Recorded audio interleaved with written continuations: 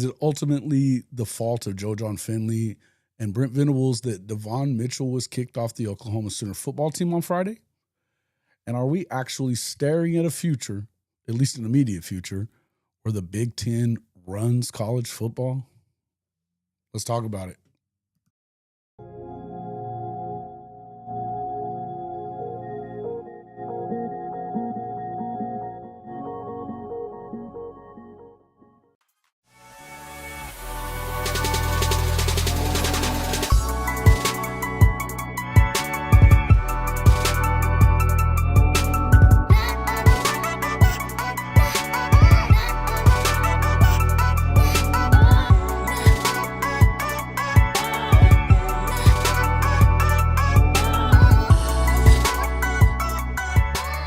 Good evening, good evening, good evening. Welcome back to the late shift. I'm your host, Jason Watkins, and if you love college football, you know you're in the right place. So before you forget, smash that red subscriber button, like our videos, and don't forget to ring the bell so you don't miss one moment of Hall of Fame college football. What's up, Goated? Crucifix Autumn and Scott Walker Sooner in Texas. Looky there, looky there, looky there. Everyone on this podcast right now is sick and needs help. Yes, that's true. All of you, please seek help.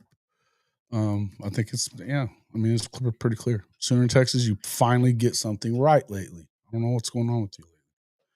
Yes. Who the hell is this Crucifix Autumn? Wiped your ass and shit. Oh, that's too funny, dude. Who is this? Who the hell are you? Welcome into the show. Yeah, see, you know that we were in trouble whenever we start talking right away about that kind of stuff, about, sickness, mental sickness, all that stuff. You guys all know I'm all screwed up as it is. Modern day caveman, what's up, my friend Jimmy? What's up, sir? How's it going, man? Modern day caveman asks us, did the players vote out Davon Mitchell, or did the coaches just release him? What I'm hearing from people that I think are a lot more connected than I am, than I am, to the inner workings of this program, say yes, it was the player leadership that ultimately decided on his final status with the team, which is to say he's gone. He gone. So I do believe that. And, just kind of talking about this, we'll go ahead and recap kind of what we're hearing. But Davon Mitchell's been, and I think there's a number of different things that it involves when it comes down to Davon Mitchell and what he is to this football team and what he was to this football team, I should say, because what he is not on the football team. So in the end, he was a young recruit. He played with Michael Hawkins at Allen in their junior year of high school, which actually would have been his sophomore year if it played out the way that it normally should have. The next year, of course, Michael Hawkins went to Frisco Emerson. He goes out to Los Alamitos in California, becomes the number one recruit in the state of California it would have been the 26 class or the 25. Yeah, the 25 class. He would have been the number one recruit in the 25 class, 5-star across the board. But he ended up coming into the 24K class with Oklahoma. Basically, from everything we hear, he was a member of that class because of Michael Hawkins, actually. So I don't know that everything that we say about Joe John Finley, and I know that it's super easy to go that way and say, these guys are just really, really bad at what they're doing as far as developing tight ends at this level. I think that it's a little more involved than that, than just saying Joe John's trash. He doesn't know what he's doing, blah, blah, blah, blah, blah. But I do think that Joe John has struggled with that room. I think he struggled to recruit that room. I think he's having a tough time. I don't know what it is. So part of me feels like that the issues that Joe John has. Number one, he was named co-coordinator last year along with Seth Luttrell, and really didn't have any power in all of that. Although we heard things such as that he and Venables were more in sync, I guess, with each other during that season, and he believed that he needed to get Joe John into the booth to figure out, or somebody into the booth to figure out what was going on with Seth during these games for his play calling and all that other stuff. I don't know what it is, but I think that his legs were kind of chopped out from underneath him no matter what from the get go, and I don't know why. That being said, you know, once he became the play caller, I don't think it got a ton better, but it did get a little bit better overall. Um, and it's tough. It's tough to really go ahead and blame him all the way for what ailed that offense last year. There was a lot of shit that was wrong, man. There was just a lot of shit that was wrong. But when it comes to Davon Mitchell, I think that you can absolutely lay some of the blame at his feet because this is a kid who, whether it's for the 25 class or the 24 class, the dude was supposed to be a dude like that guy, him. And he is yet to be anything. He hadn't even played a snap at Oklahoma. You would have figured with the amount of available tight ends for the ball game that he would have been in. He wasn't. He took responsibility for that, saying that it was all on him. And yet he didn't really take the steps to make changes that he needed to make to be in the game either. Overall, what I would tell you about how my feelings about the whole thing are this. It doesn't really matter whose fault it was as far as everybody else. We can sit here and we can do the easy thing and, hit the easy button and tell everybody that, yeah, Brent and I mean, you can go so far as to blame Brent because ultimately he's in charge of the program. Okay. You can also sit here and we can lay all the blame at the feet of Joe John. Should he have done a better job of getting under control or getting this player under control and figuring out what was going on?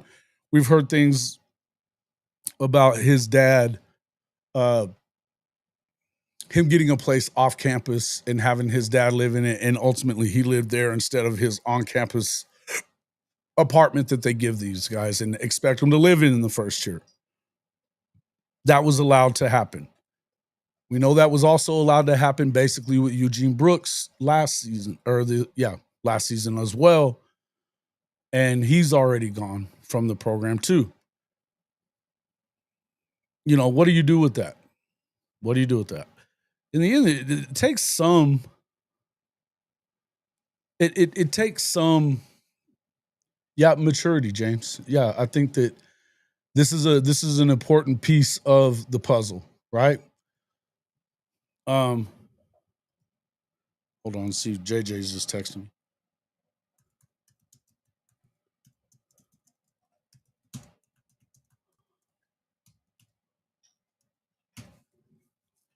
Um, ultimately, yeah, I think that what you said here. Well, wait, I didn't even grab the right one. My bad.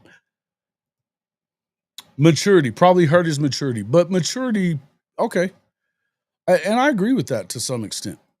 As far as he should have stayed in high school and continued on, I can definitely see that. But if you've basically you have to have basically finished up enough of your core classes and be able to pass your testing to get out of high school out on the early stages. And before I start, making grand statements about that, I'm not telling you that I'm not going to sit here and tell you that I know all the ins and outs of jumping out of school early as a graduate and all that shit. I wasn't an athlete that would have even ever had that opportunity.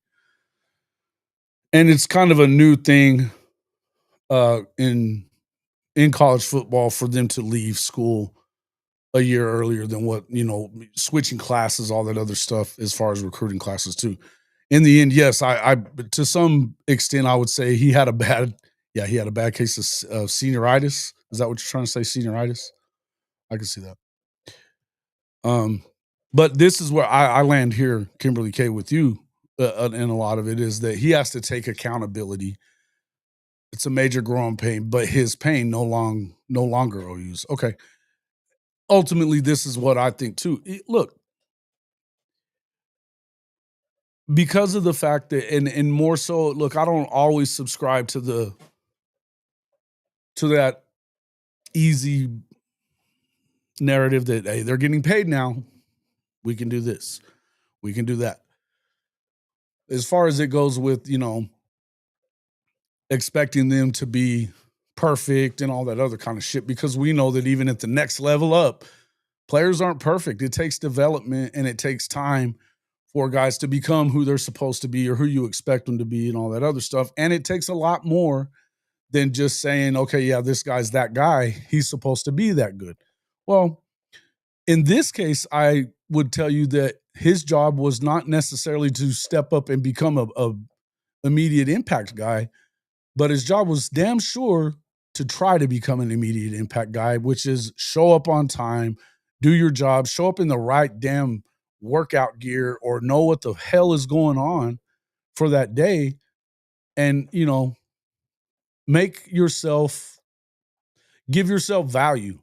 I think one of the things that I loved hearing from Saban was Nick Saban, his ultimate I would almost say that his way of looking at it is to give yourself some kind of to make yourself into a valuable commodity at whatever level you're at, you know, build value in who you are as a football player, who you are as a man, all that kind of stuff. And that's the way he ran his program.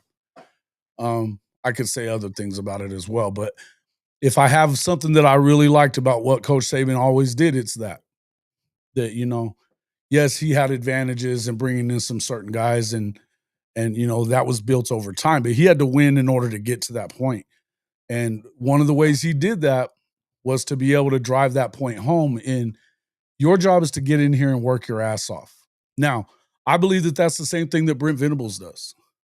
I think that that's what this staff is doing at Oklahoma, in that they don't they're not one of these programs that is going to do a lot of recruiting on making big ass promises to you because you're so and so as a player at as far as rivals 247 and on three are concerned. They don't give a shit about that. You know, you got to get in here. One of the, you've heard Darius Afalava is the one that kind of comes to mind the most. That what he loved about OU the most, they said it's going to be hard. It's going to be tough for you to come in here and become a starter right away. Eh, He liked the idea of you got to get your ass in there and compete. Now, is that where maybe there was a little disconnect when it came to that with Davon Mitchell? Maybe we have not been exactly recruiting or being successful recruiters for tight ends for the last 4 or 5 years or whatever you want to say. So maybe in trying to validate his job as co-offensive coordinator, yada yada yada, they caved, and it sounds like they gave him more money than he was worth, certainly. But at that time, whenever you don't, the value is based on what they are, according to the recruiting services.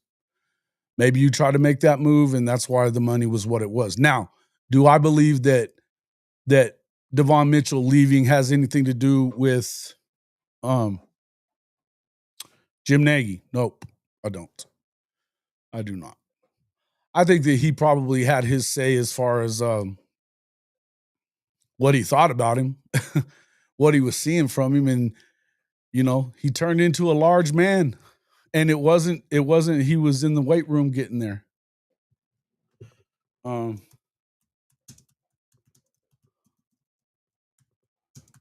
hold on.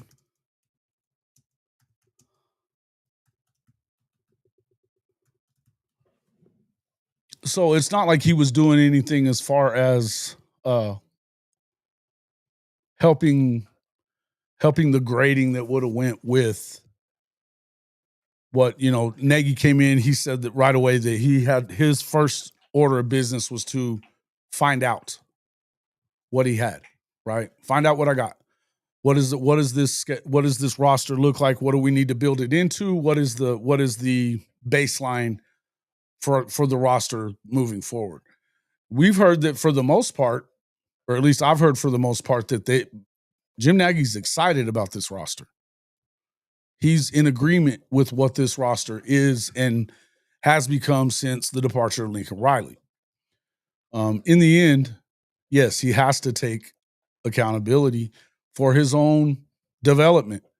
As much as the coaches are responsible for developing talent that they have with them, it's equal part the athlete himself that has to take that accountability to be coachable, to be on time, to do your damn job. Do your job. And it is a job now, especially when you have the kind of money invested in you at the, whether, you can call it NIL. It is NIL at the moment. At some point this year, it's probably going to turn into a combination of NIL and revenue share, distribution or whatever coming from the schools as well. We'll get a little bit more into that in just a little bit when we talk about the next subject. But in the end, yeah. Look, I think it sucks that the kid couldn't keep it together. I think it sucks even more. I've said this a little bit yesterday. I kind of look at this very similarly to, um, I think I look at it pretty similarly to what I've said many a times about Bear Alexander. After he left Georgia, he was in a situation where he was getting ready to be a starter at Georgia. He played quite a bit in that national championship game, had a couple of sacks against TCU the last year that they won it. He played well at USC. The next year is when they brought in their all-star coaching team of what's his name? Coach Henderson being the defensive line coach, of course, and then I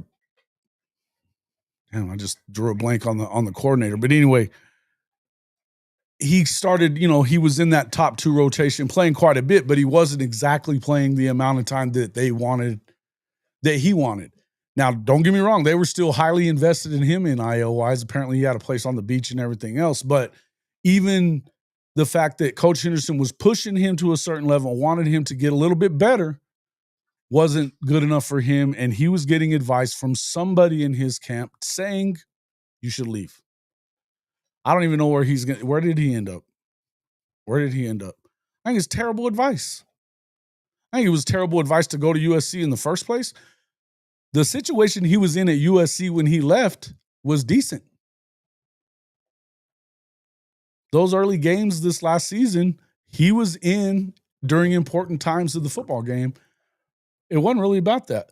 Well, yeah, Matt Ince was that assistant head coach. I was thinking about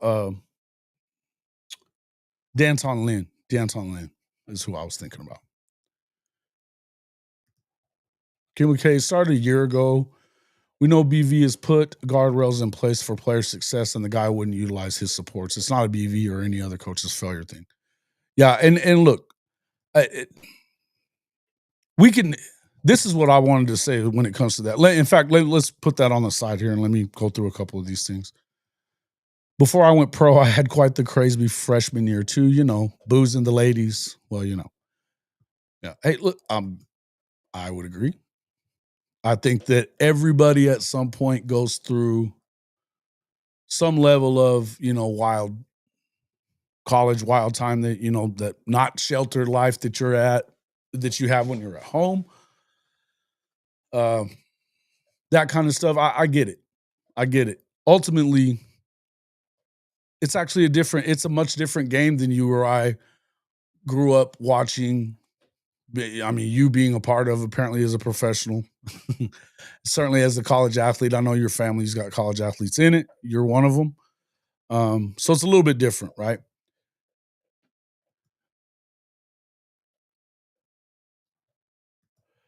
Guess what you're asking is, who do you think was the first person that said, "Hey, we got to cut Mitchell"? I don't know that. I don't know that. I know that ultimately it came down to the student leadership there, and I'm glad we kind of came back to that part, because here's what I'm going to tell you. Hindsight Mitchell was never saw the field as a high 4/5 star last year, and the tight end room was the worst. Yeah, I agree. I agree. I can also see some level of angst, disgust, upsetness about the fact that you've got a converted linebacker that's apparently leading the way in the tight end room right now.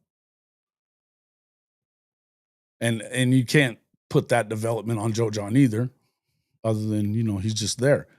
Well, one good thing about the tight end room, and I'm not going to spend a ton of time on this, but one good thing about the tight end room is that we know that Kevin Wilson's involved. We also know that he's involved in the offensive line uh, leadership as well.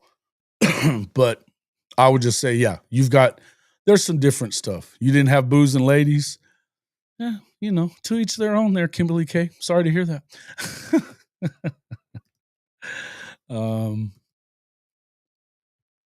Yeah. I just hope he doesn't allow regret to give way to self-defeat, pick up and grow from this.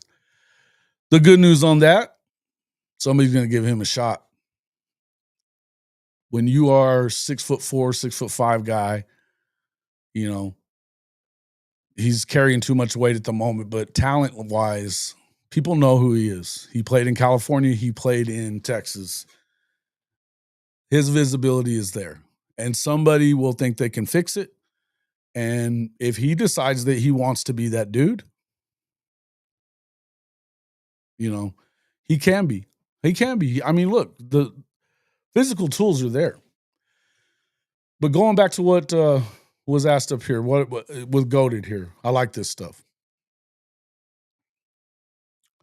Yeah, and Scott Walker says he got sent down the road.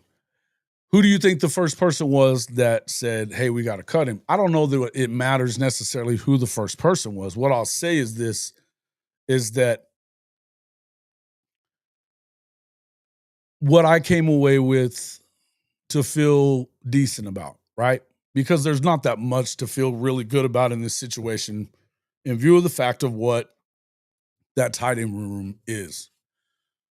But I want to go back to what I said yesterday about, I don't know that I care that much about it. And I don't know that I put a ton of stock in Oklahoma has to have one of the best tight end rooms in the country to be one of the best football teams in the country. I don't believe that that's the case. I don't believe that that's the case. And I think that coming into the season, Ben Arbuckle knows what he has, and he knows what, that you have to have certain amount of production, points, yardage, blah, blah, blah, blah, blah, moving forward to get that, to achieve what you want to achieve on that side of the football. And ultimately for the football team to achieve the heights that Venables and company expect it to achieve. And certainly the fan base expects out of Oklahoma football. Now, I'll go back to what I said. I had that little short video. I don't know how many of you guys have seen it. Probably all of you guys have seen it. But talking about the level of production that they had at Washington State under Arbuckle and Mateer, of course, being the quarterback, and how much of that came from the tight end room. And it wasn't much. Catches, I believe it was 8 point something. Let me find that little graphic I had. Shit. Damn, I got too much stuff on this dang deal.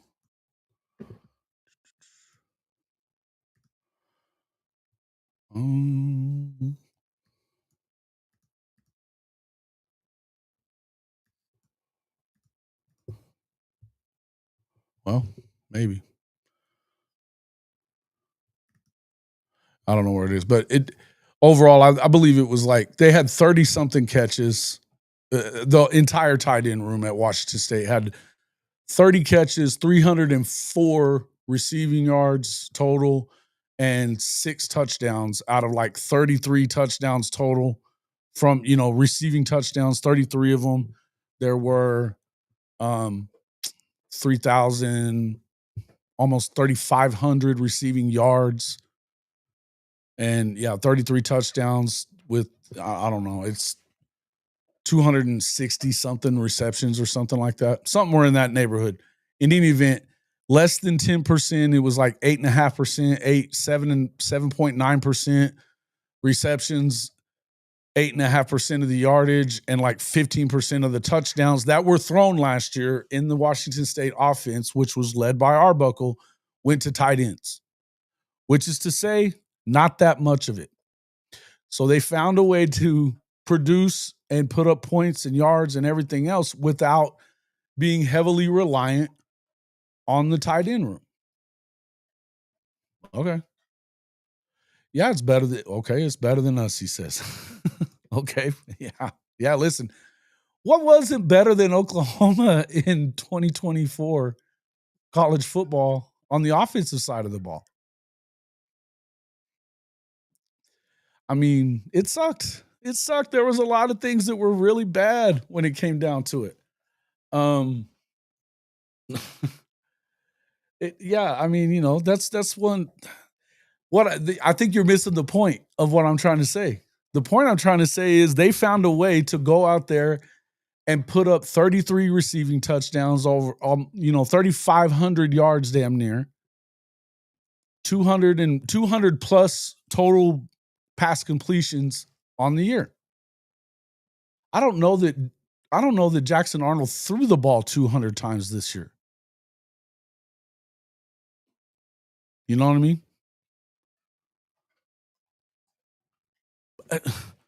Point being, I think they're going to find other ways. And where you don't have a ton of, say, talent, right? And listen, comparative to the rest of the the roster or whatever, you don't have a ton of talent in that tight end room. So rather than worry about that and say, well, there's just we're going to suck on offense, I think you go out there and you try to scheme the guys open and into the game plan that can give you an advantage. And quite frankly, I think one of those players is going to be Jiren Canic. Neilio, I think you back me up on this. I think it's going to be different. And I'm not telling you he's going to go out there and win the Heisman Trophy. What I'm telling you is he's going to present a matchup problem for teams if used correctly. Would I feel good about him being used correctly if Seth Luttrell was here? Fuck no. I would not. Norman. Yeah.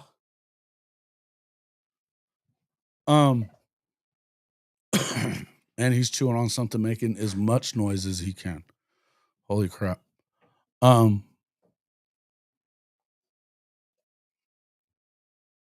Let's see.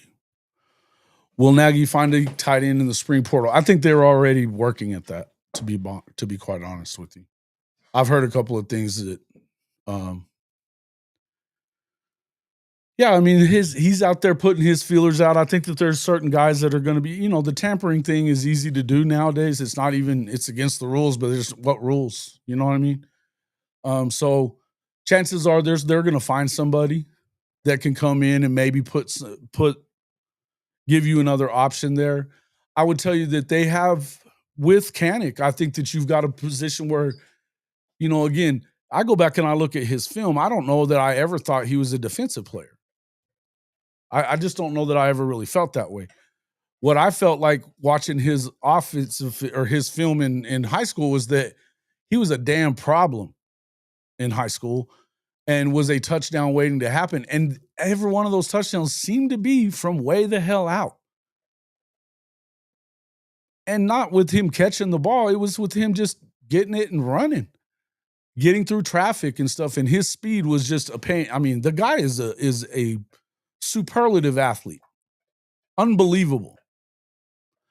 And I think that you're going to be able to hopefully find ways to get him the ball in space and let him go kind of do his thing.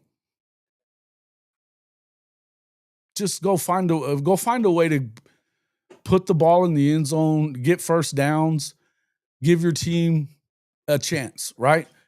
You also have a quarterback who doesn't mind. It feels like that ball's coming out quick.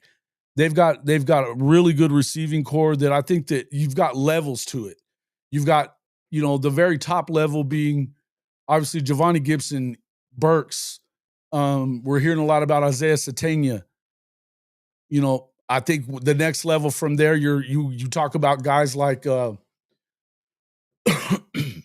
Jaden Gibson when he's healthy enough to return, which I think it may work itself out very much in favor of Oklahoma that he gets into the action around week 3, 4, or 5, and you start getting him at his best, for that last, that 7-week stretch or 7-game stretch of brutality to finish off the season, right? From Texas on, it's just the best of the SEC week after week after week. So that's good for you. Then you've got guys like, Zion Kearney, who we're hearing is doing really good things. Elijah Thomas, Manny Choice, we're hearing really good things about them as freshmen that, that's a good time for them too, that, maybe mid-season they start rounding into form and figuring out what they need to do to be successful at the SEC level. Guys like Ivan Carrion, there's another big target that you can see, again, I think that top to bottom, this receiving core is really good. Really good.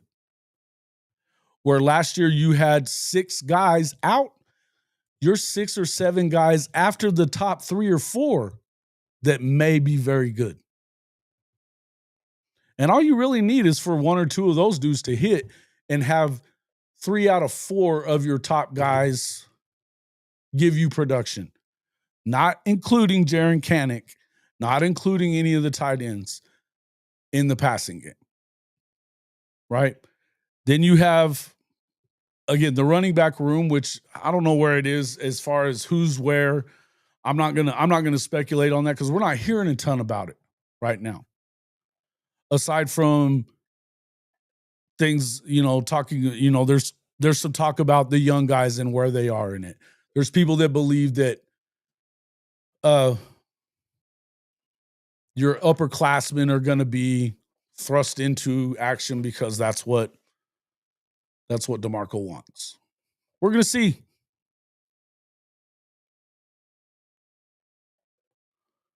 Whoa, Sark and L'Oreal had a new baby? What? Fuck Texas. Just kidding. Man, they were getting a divorce 6 or 7 months ago, according to all that shit. Now all of a sudden they got a kiddo? That's wild. It's pretty wild. It's pretty wild. Hey, man. House money. I've just noticed that whenever I hadn't really paid that much attention to I watched the paid interview, but I hadn't really paid any attention to their graphics that were up, and I saw that one about an hour ago, and I was like, "Holy shit, 6,500, huh? 12th best in the SEC to win the SEC." I don't know that Oklahoma's winning the SEC. I know that they're not the 12th best team in the SEC. That's just bullshit. Yeah.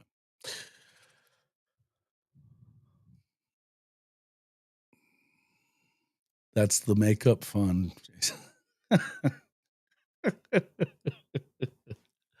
Fair enough. I get it. I found that offensive, sir. Ma'am. I find that offensive, ma'am. What did you say? You've got a dirty, whorish mouth. That's what you have. Sorry. Just kidding. All right. Will Nagy find a tight end in the spring portal? I think he will. I think that's something that's happening. But Neilio, his agility, size, and strength to combine with that great straightaway speed is something you have to use. I agree. I think if you're not finding a way to get this guy involved, you're doing a disservice to your football team. You're doing a disservice to your football team, to your offense. And look, if you're if you're Ben Arbuckle, I know that right now, and this is the time of the year that nobody does anything wrong unless you're an Oklahoma coach. But it's all hope and excitement and all that kind of stuff because games aren't being played and we don't have anything to really go by other than what we're seeing and hearing coming out of spring. But make no mistake, when the lights come on in August, late August, early September, if you're not producing, particularly at Oklahoma, the honeymoon will be over quickly when it comes to this fan base. Quickly. FAFO.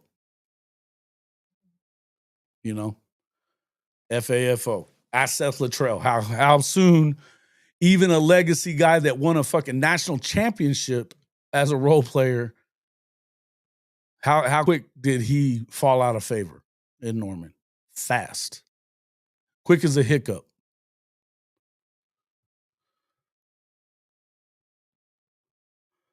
Jenna. What's up, Jenna? One name I just discovered in the portal at wide receiver we got to consider is Tennessee State's Karate Brinson. Karate, really? Nice. Yeah, I don't know that we need a. He might be very good.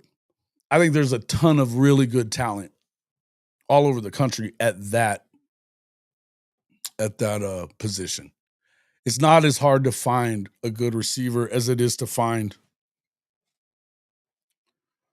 a good tight end, for sure. I think there's just less of them. We start talking about body size. It's like the same thing.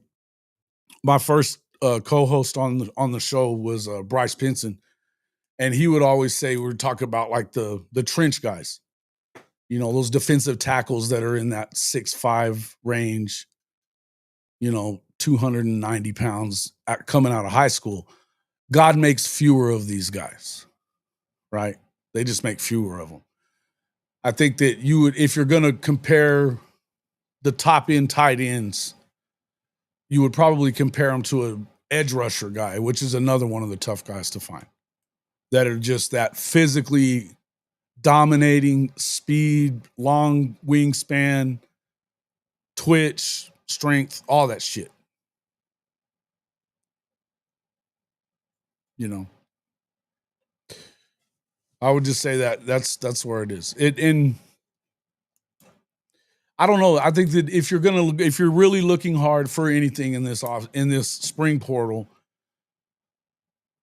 my feelings are it's probably going to be a long cornerback, you know, taller, little more physically, you know, imposing than what you have at corner right now. Although it sounds like you're getting good production and good competition out of the dudes that are in the room that are younger right now. You know, again, they don't have a ton of experience.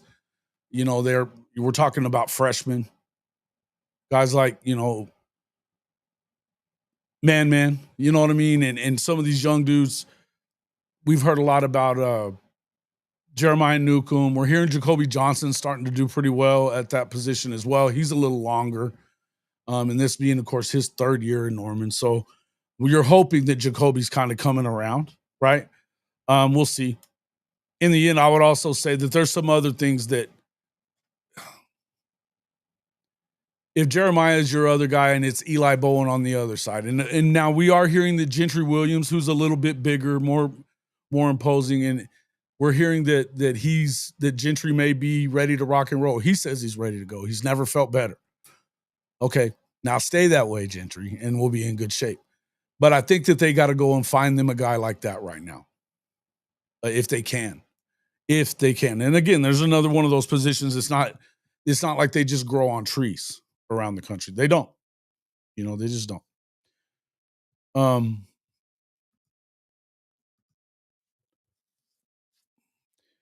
You'd win if you put $100 down. How much would you win if they won the SEC? $6,500 on top of that.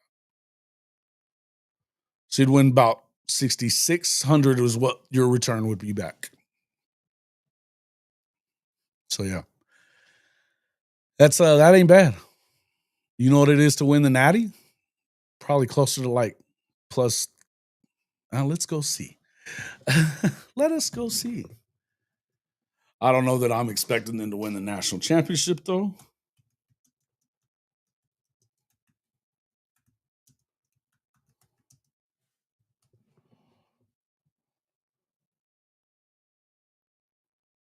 There we go. My favorite website. So Texas is plus 600, plus 500, 500 to 600 to win it. Get the fuck out of here. Oklahoma, yeah, they're about to win the national championship, plus 6,500. Plus 7,000 at DraftKings slash 7,500 at FanDuel, as high as plus 7,500 at certain places. So kind of depends on where you're betting it at. Kind of depends on where you're betting it at.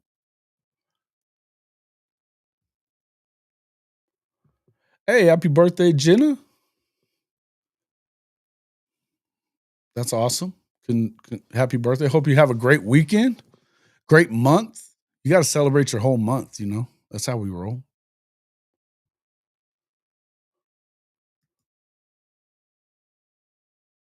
My tight end description sounds like Nigel Smith. What does that mean? Explain that, Sooner in Texas. He was a bullfrog. He was. Good friend of mine. Good friend of mine. BV said, "You're born with the face of mommy and daddy, but die with the face of your decisions. And kill the boy, let the man live. Changed my life for real." Holy shit. When did he say that? I like it. Ganja. What's up, my guy? Zayas Bilu. Brinson 6'2", 215, had 6 touchdowns to go with 1,000 yards. Cool.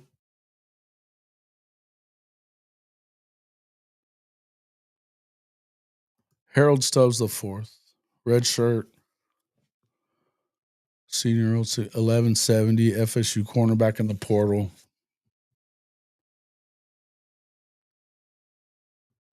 In Mississippi State, cornerback Caleb Coley. 6 foot 180. 6'1", 170 from Florida State is Harold Stubbs. Okay. Look at that. Zaya's throwing them out there. And your birthday's Friday. Happy birthday to you, bro.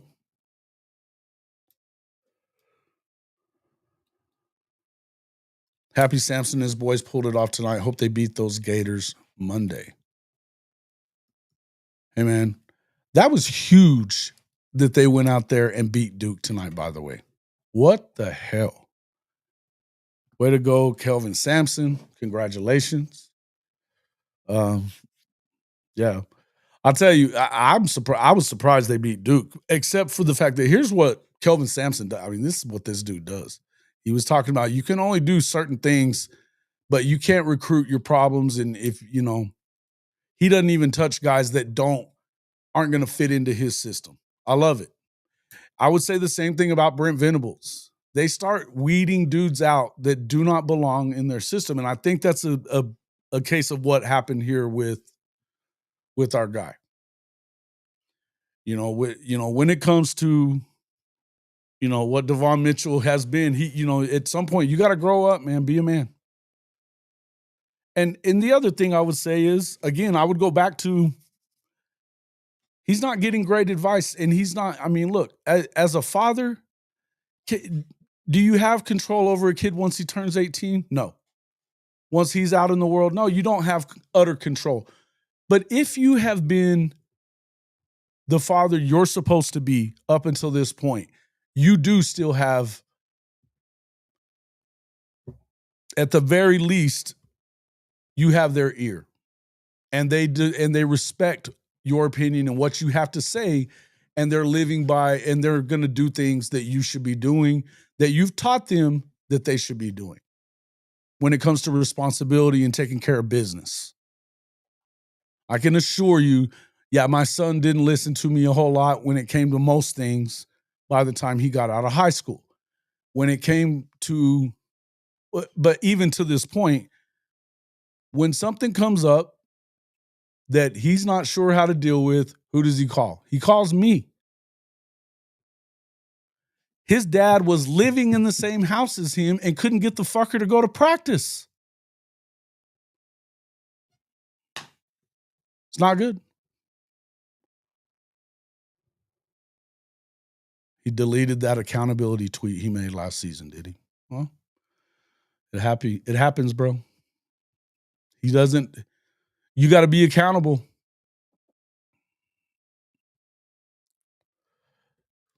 Yeah, I know, Christopher Shannon. The sky is falling, dude. You should jump into your storm cellar immediately. Get in that storm cellar because it's all going to land down on your head.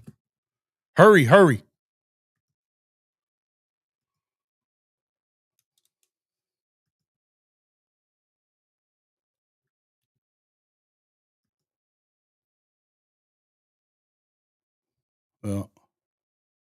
Gigantic choke job.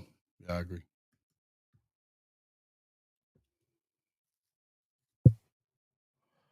What's up there, guys? Good to see you, man. Yeah, Christopher Shannon, I don't care what you say. Again, I'm going to tell you, if we're worried, if we're going to hang the balance of Oklahoma's season on the tight end room, you're probably fucked.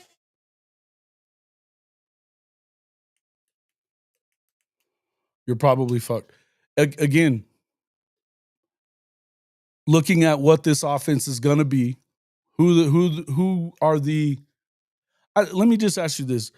Let's say that even if the dude was some kind of a weapon, was he going to be the number one end all be all to Oklahoma's season on the offensive side? Was he? Is he the key to a national championship if he wasn't doing things the way he was doing them? We could sit here and talk about the production in the tight end room all you want to. But if we're really going to hang if we're going to hang the production of the tight end room on what a young kid who hasn't learned how to be an adult yet and isn't his own dad couldn't get him to be more adult like, if we're going to hang Oklahoma's the balance of their season on the tight end room and the development of one player, then you should be worried about a lot more than that.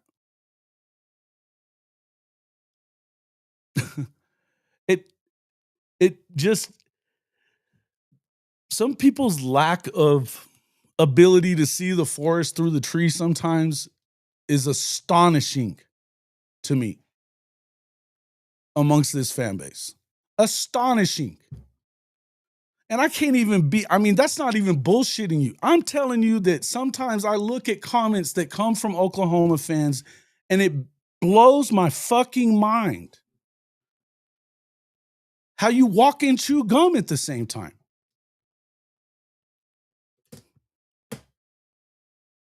It blows my mind.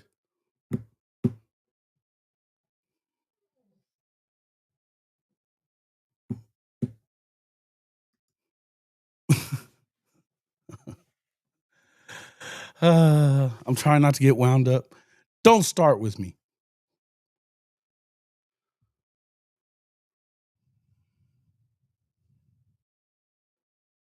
We'll be fine. Sky is not falling. No, man. Look, again, this team is going to win on really good defense and just a competent offense. Be competent. Be top 30.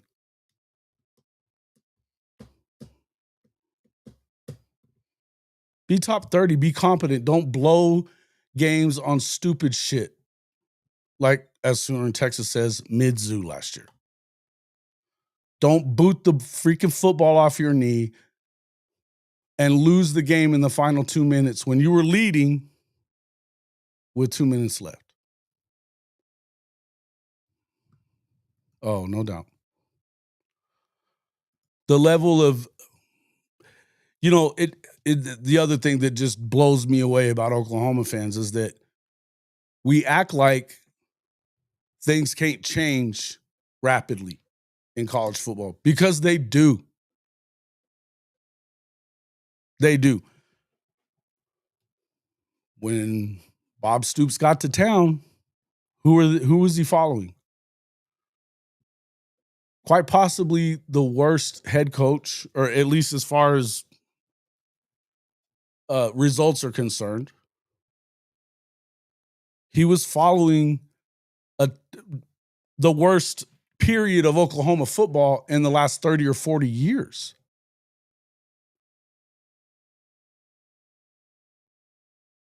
And they win the national championship in year 2.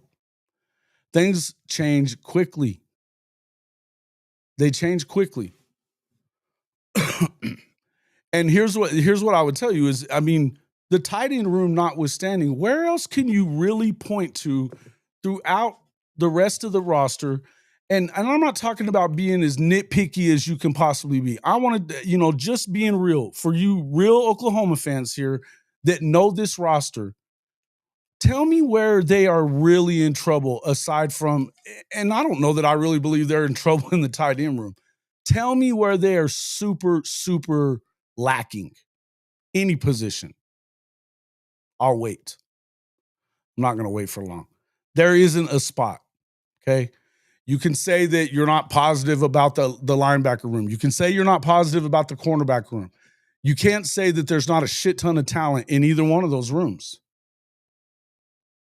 We're starting to hear things about Taylor Heim all of a sudden. Who the hell was talking about Taylor Heim this time last year? Nobody.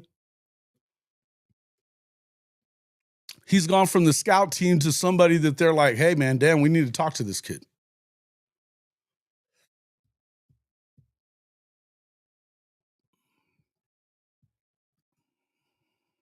We've got a weapon with Nagy too, something no one else has. Not necessarily something no one else has, but few other programs have. They are good. Yes, we're good in good shape all the way across the board. We're in good shape in the quarterback room. We're in good shape in the running back room.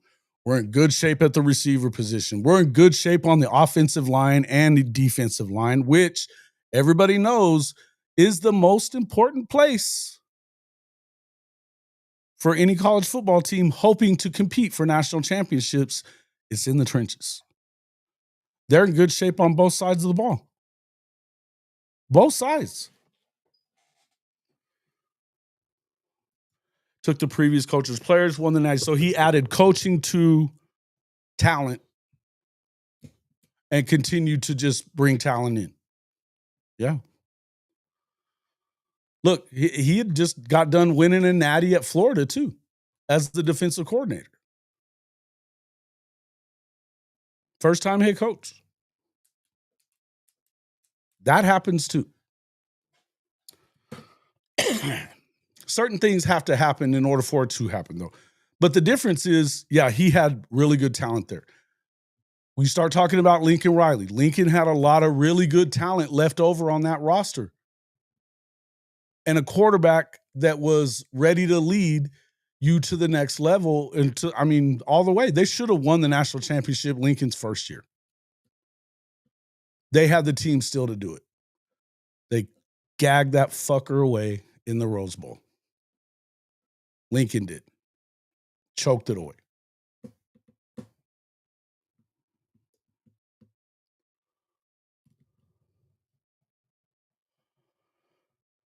I think you got some problems in your roaster. Yeah. I don't think they're in that bad shape. Are we in good shape on the medical staff? That's a good question. I don't know. I think they need to be better.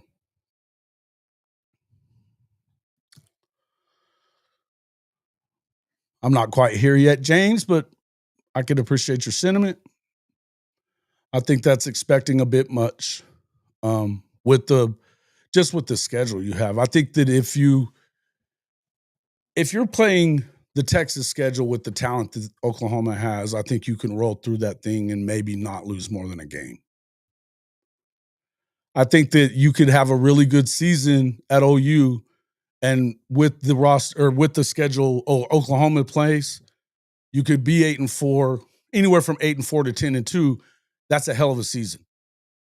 I think it all is going to depend on what do you do in those moments. I talked about this to somebody last night. This person is a good friend of mine. He's over there thinking all good things are going to happen. They've had all the shit that needed to happen. Get out of the fucking way. We've had all the bad luck, all that shit. We're going to go through. We may not be undefeated, but we're winning the Natty. Okay. That's a lot to ask. Again, it's a lot to ask. Now, if everything falls your way and you see not just Brent kind of come into his own as a CEO, and in those crunch times, where maybe Oklahoma's on offense and they need to get a first down and move down and score to win the game. These are the times we've seen him kind of struggle with decision making, right? Maybe having Kevin Wilson there helps with that. But not only do you have to have those things really kind of start working themselves out, but also the players have to know, they have to be able to execute in that moment. And it's easy to put that off on Brent if they don't. But it takes both of those things coming together. It's going to take that defense taking that step forward in, where we think if there is anything that's lacking a little bit, you would probably say we're not sure about the corners. Well, so that means you could get beat deep theoretically, and that could hurt you. So that would mean that they've got their development has to be really good. If we're talking about Venables again defensively, on 3rd and 6, are we lining up our corners 10 yards off the football? I hope not. Right? I hope not. More of that kind of stuff. But the players have to go out there and execute. They have to go out and execute. So expecting that all to kind of come together at one time, it's the same thing that I've kind of said about Texas. Look, Texas has had the benefit of playing a light schedule at being nice about it. They've played a light schedule. No, Christopher Shannon, we're not that iffy at linebacker. And if we are, I think that you're also, the linebackers, you have to also include into that the cheetah. I think they're fucking loaded at cheetah. You've heard nothing but really good things about Samuel Omosigo, whether it be talking about cheetah or talking about the middle linebacker spot that Kobe McKenzie's at. They're fine there. Do you need to add it moving forward down the line for it to continue its where they need to be? Probably. But you've got 2 of the best coaches at that position in the country there. They're going to be fine. And again, when you have the defensive line that you have, you don't necessarily have to be the best in the country in order to be successful. What you have to do is get home to the quarterback, put a lot of pressure on the quarterback, make him make a decision quicker than he needs to, than he wants to. Put him in jeopardy. It's a team game. It's a team game. If it was all about individual stuff, and I'll say this, I had the guy that was giving me shit about the individual one-on-ones and stuff like that. And it's like, none of that means shit, blah, blah, blah, blah, blah. And, just I'm doing the doom and gloom thing that Christopher likes to do here. Thank you, Zias. They have Daniel, Skip, Kobe, Dobie, Sammy, not to mention Nesta, Marcus James. And apparently also, they've been talking a lot about Taylor Hine, also at Cheetah / Will linebacker. They have really, really good coaches there. The question about the linebackers, and I think people get this mixed up, is it's moving forward. It's post-2025 because of the fact that Zach Alley didn't even get a commitment from one in his year in Oklahoma. That's the question. And then people turn that into, are we going to be okay? Part of that because Danny Stutzman's out. I get it. He's gone. We're younger. They're not iffy. Yeah, absolutely. Younger at backer, not iffy.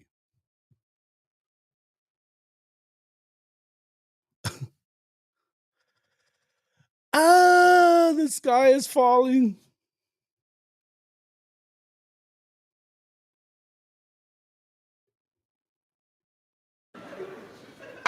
He's full of shit.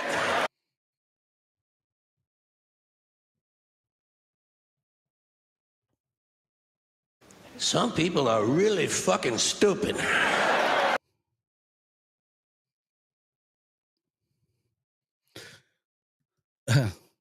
Some people are really fucking stupid. There you go, Slim in Texas. There you go. That was for Chrissy.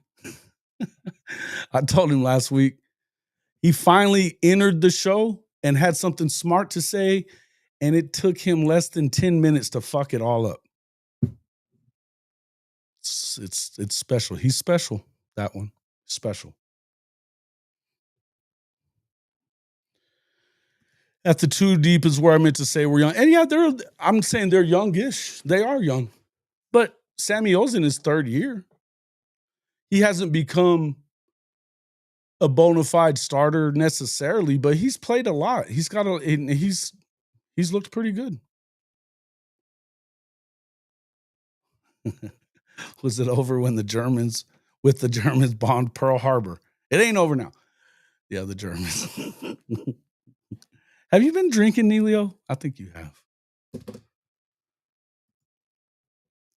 Can you imagine Heim and Daniels on the field at the same time? How does a short quarterback throw in those passing lanes? It's good. Yeah, 6'6", 6'5", got some speed to him, got some brutality in him. I think the O-line will be much improved this year, especially when they get Howland, Ozida, and Dent back. Yeah, and I think I think they should all be back by the fall, right? Without a doubt. Yeah, he's being funny. He's being funny, man. This is Neilio's funny. Neilio's my guy. Just a little here, just a little nip here and there. That was a line from Animal House. It was indeed. Good old Belushi. Good old Belushi. You're right though. Hey, Satterfield, I think they're already in really good shape. The guys that they've added, it looks like they're adding that other. Aren't they adding that other offensive lineman from Stanford as well? Yeah. Hit a golf simulator with a nice bar. Had a few. Are you talking about one of these indoor simulators, Neilio?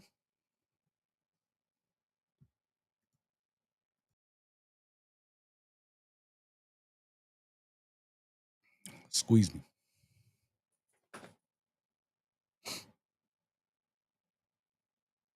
Yep. Some Guinnesses. Yeah. Wider splits is how you pass with a shorter quarterback with monsters like that on the field. Ooh, look at Ganja throwing out some coaching points. I like it. Yeah. Okay. Yeah. I mean, in the end, here's the other part of that. And this is something that a lot of people I don't know enough people are talking about this. This includes the Texas game. First-year quarterbacks against Venables defenses, go back and look at when these things have happened. They don't fare well. Because they're going to see things. I mean, even the guy that spends the most time in the film room studying on what he's about to see, you can't have enough time to see what it is that this guy's done. If you're Bryce Underwood in week 2, what's going to happen there? And you're in the Palace, by the way. Now, I think that Michigan could be considerably better than it was last year at 7-5, whatever they went, right? They could be considerably better. I think Bryce Underwood by mid-year may be very, very good. And with the Big Ten being completely top-heavy, which we are going to talk about this in a minute, I think that you're also going to see some of that shit. He throws some things at quarterbacks and at offenses that's going to confuse them. They would never see it coming, right? They're going to and because he sees where they're looking and stuff like that, he's going to find somewhere that he sees your tendency, and he's going to go off of that and attack you from a place that you didn't never see it coming, particularly for a new quarterback at this level. And on top of that, again, I think that this defense, this is the opportunity that Oklahoma has. If we're talking about them being very successful this season, it's going to be because they are able to go out there and give you 28 points a game. All the way. I mean, you're not getting stuck at 14 or 15 like you were the entire year last year. Not getting over 20, not getting over 20. I mean, it's one thing when you do it against the non-con FCS trash teams of the world. But yeah, 7. Let's go through. We can go through, and actually I pulled up. Let me find this. I have it right here. So new quarterbacks in, let's just go with SEC play / of course with the adding in Michigan as well.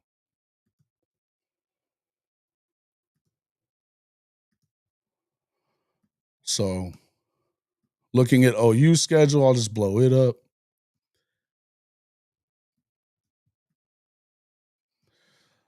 Michigan's have got a first-year quarterback, a freshman, and even if not, even if he wasn't to win the job, and the kid from Fresno State does, he's a first-year quarterback at Michigan and what they're doing. Auburn, first-year quarterback at the position. Even if it's Jackson Arnold, it's a new system. It's a first year for him there. I don't know that he's still the quarterback by week 4. I don't know that he is. Red River, another first-year guy. South Carolina, the first one that isn't a first-year guy. It's a road game the week after Red River. I think that's a tough spot for Oklahoma to go on the road and have a guy like Lenore Sellers. But as you guys know, I'm not a huge Beamer fan or a big believer in Beamer ball. That's one of those games that I kind of expect Oklahoma to do their thing and win that game. Ole Miss at home the week after that, another first time starting quarterback in Simmons, lefty. He looked good in the time that we saw him against Georgia. He didn't stay in the game, and they lost, or they won, but he didn't stay in the game. I think that he doesn't have the same weapons that they had last year. I think it could be kind of tough sledding for Ole Miss this year. I'm not expecting a whole lot out of them, but I think they'll be good offensively. But that's another one of those times that you could probably put him in bad positions. We saw Nico last year, so obviously he's not in his first year as a starter. I think that the question's going to be, what do Nico's supporting cast, what does it look like? Receiver-wise, I know they have a freshman that everybody's really high on. But, we're going to break down some of these games like in depth moving forward. But this is one of those games that, although it's a concerning game for me to go into Neyland Stadium with a second-year quarterback that I think could be better, I don't know what that means for Tennessee overall. I don't expect them to make the playoff this year, but I think that's a tough win. You have a first-year starter at Alabama, no matter who it is. But I think Alabama's really good. I think that's one of those games that you could probably almost, if they win that game, I'll be more surprised than if they get beat. Being on the road, you've got Grubb back at offensive coordinator. That's a tough win. I think first-year quarterback again with Mizzou. There's a lot of first-year guys around Columbia this year. I don't think they have a snowball's chance in hell of coming into the Palace and getting a win. I expect a win there. The final game of the year at home again, LSU. Garrett Nussmeier in his second season as a starter, really, he had almost a full season of starts in his, maybe not a full season, but he had a handful of starts going into last year and where he's looked good. I think that he's probably the best quarterback in the SEC, aside from, what I think Mateer could be, slash, I mean, if everything falls Texas's way and Arch Manning is indeed God, I think that he might be the only other guy that I expect much from right away. I like Lenore Sellers. I like Deuce Knight at Auburn. I like Simmons at Ole Miss. I don't see them really doing a ton. I don't love the new quarterback situation at Mizzou at all. But what's more than that, I don't think that they replace Theo and Luther Burden. Not to the point that you would want to see that happen. Just my opinion. But that's where I'm at on that. But if you were going back to that, yeah, man, a lot of dudes that are going to be first-time starters, that puts them in a good position, right? They were calling that on that SEC Parks, they were calling that an upset for Oklahoma. I don't know that by that time of the year it's an upset at all. But said the long ball, lots of sunshine pumping going on. Coming out of all spring practice, said they were slinging it all over the field. Said the long ball accuracy is much improved. I don't think he had a problem with the long ball. I think that he has a problem with the long ball whenever he's on his ass. And they've got a lot of new offensive linemen too. So I think that a lot of people are probably saying the same thing about Oklahoma. They're probably saying the same thing about Oklahoma, but it's early to go there. Orca, I'm in full sunshine pumping off-season mood as can be as last year, right? Bama going 7-5. Yeah, that's on you, buddy. That one's on you. Wish Red River was a night game or at least kickoff. It was like 5 or 6, if not prime time. Zais, have you ever been to the Red River? Have you ever been? It's not really about the game so much. It's about leaving the game. That neighborhood, it's a little sketchy, bro. It's a little sketchy. Tough place to go to after dark. I'm all for a night game in the Red River, as hot as it was, especially after what we saw last year where they fucking ran out of water in the first quarter over there. Whew.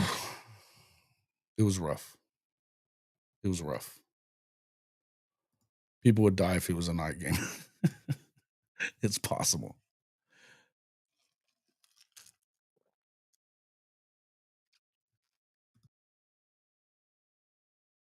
Shout out to Buc-ee's. Don't want to be in that hood after dark. Hey, listen, man. And they played that 2:00 game this past season, and which was cool. But it was a little sketchy when I got there, when I showed up. And that was at noon. You know what I mean? Help keep game days and keep the crickets. Oh, shit, them crickets, man. Whew. They're brutal. They're brutal. Yeah, grew up in that South Dallas area, LOL, before my parents moved to Salina, Prosper area. Yeah. And you want to do the night thing? Come on, bro. Listen, I would love to see that happen.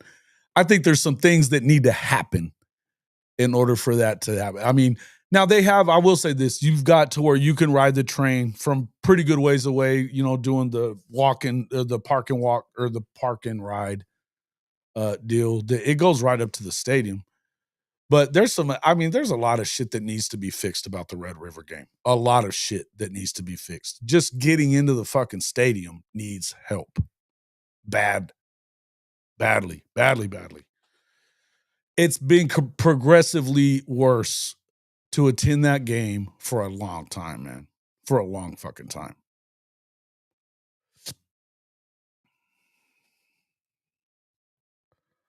Bring back the Petros as well. They're still there, dude. They're still there. That stadium is a shit show. It's just, man, I remember the first time I ever went to a game there for the Red River and how exciting it was to be at the Cotton Bowl. You know, it's the Cotton Bowl. At this point, give me fucking Jerry World, okay? Give me Jerry World, for the love of God. And I hate the Cowboys. Give me Jerry World. No, they won't. They won't do it, though. Okay, assuming things go well, might have to play LSU in back-to-back weeks at home and then the SEC championship game. Otherwise, could be a Beamer rematch or Red River rematch at the SEC championship, or maybe we see UGA. I wouldn't leave Alabama out of that one. I think you're overlooking Alabama if you're not expecting them to be in.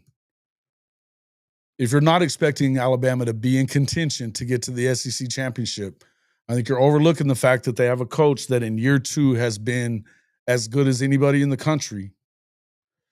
And not to mention the fact that they have the best roster in America.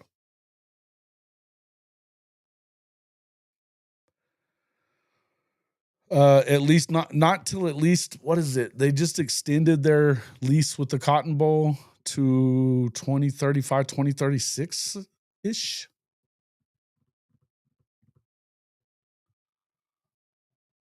Yeah. I don't know.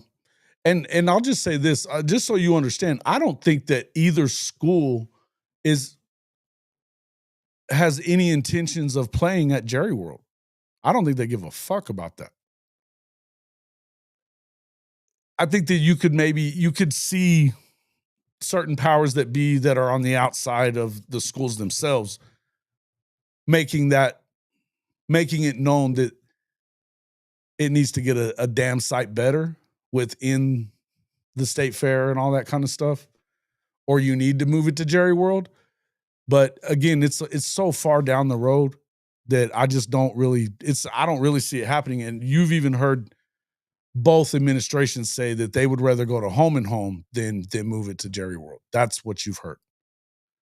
Now I know that they're doing upgrades. Yeah, I've been hearing that. It ain't better. It ain't better so far. It's made it worse. I don't think it's leaving the Cotton Bowl. My first time at Red River, we had a young man driving us directions while backing into our parking spot, giving us directions while backing into our spot. He said $25. We said, you can't charge us for directions. He said, no, the 25 is to make sure.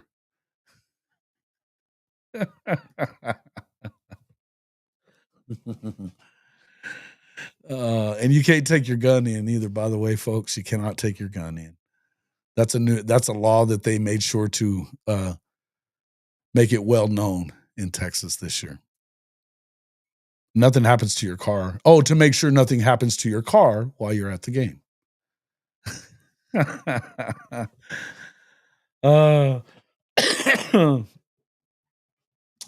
Why am I craving a corn dog and cotton candy? Funnel cake. Funnel cake. I got a funnel cake on my way out last year. It's the best part of the fucking day. Best part of the day. Yeah. Trash. Yeah, man. It was bad when the water was. I went and got waters and a couple. I got 2 beers and like 3 waters. Right after the game had started, they went to that first TV timeout, and dude, it was a little while later. Boganowski's wife went and she was looking for water. I'd just given her one, and they'd already run out. This is first quarter, right around the start of the second quarter. She came back. They were gone. Wax cup beers, they're good. Yeah, the wax cup beers are cool. But I'm not a big drinker anymore. That's the thing. I did get those 2 beers. I didn't get the wax cup ones in the stadium, but outside the stadium, they're cool. So you got to go do them. I mean, that's part of the fun of it.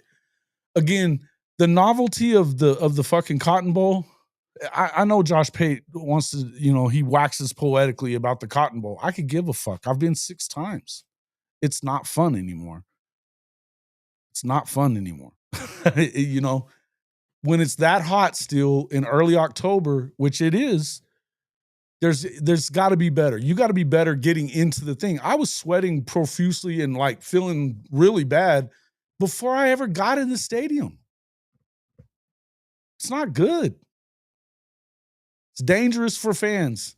Not to mention the fact that people are all heated up and pissed off at each other by that time anyway. It's just, I mean, look, again, I love the Red River. I love the Red River and everything that it is. I think it's the best rivalry in college football. Now that's the Oklahoma guy in me. You know, I think that certainly you have to throw in Ohio State and Michigan and the Iron Bowl, and you know, there's some really good rivalries around the country. I'm one of those guys that really likes the Holy War and Farmageddon, fucking cool. You know what I mean? I'm a rivalry person. I love them. I think that the Red River is different than the rest, but where they play it doesn't necessarily matter to me anymore. I'm a guy that would much rather have, you know, decent amenities, ability to get into the stadium fairly easily. It's just very inconvenient to continue playing it at the Cotton Bowl. And I don't really know that they can fix it that well. I just don't know that they can. What's floating in my beer? Yeah, pretty much. Yeah. Again, the state fair is badass. So on its own, the state fair is fun, right? I don't know that it has to be. I know that that's part of the allure of it for some folks. But if you're around this game for very long, we don't give a shit where they play it. The one time that they played in Jerry World for the Big 12 championship, I don't know. I wasn't there for that game. But everybody I heard from, it was a much better overall atmosphere. Of course, I'm talking to Oklahoma fans. Actually, no, I've talked to a few Texas fans too. It was a close game and it was comfortable for people.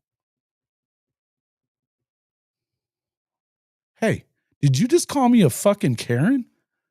Oh, Orca. Some people are really fucking stupid. Just take some wacky tobacco and skip the alcohol. You can't take that in. I guess there's ways that you could get around that. I don't drink a whole lot. Again, I don't drink. So, I mean, it's rare that I have even a beer. But, I mean, we were drinking alcohol because there was no water. It was tough. And then just getting in. Again, part of it has to do with the fact that they got the shit kicked out of them once we got there, too. That's not fun. But the atmosphere has to be a little bit. I mean, I just think that when you're used to seeing things in venues that it's a lot better, it's brutal. It's just brutal. Take comfort over fashioning day of the week, pop in an edible. Yeah, edibles. It was pretty fucking hot. And this year I think was a little warmer than, like, I was trying to think. The last time I went was Lincoln's last year, the Caleb Williams game. It was, I'll be honest with you, it was pretty similar. Tough to get in. Hot. It was hot that day too. I don't remember them like being out of water or anything like that. But I don't know.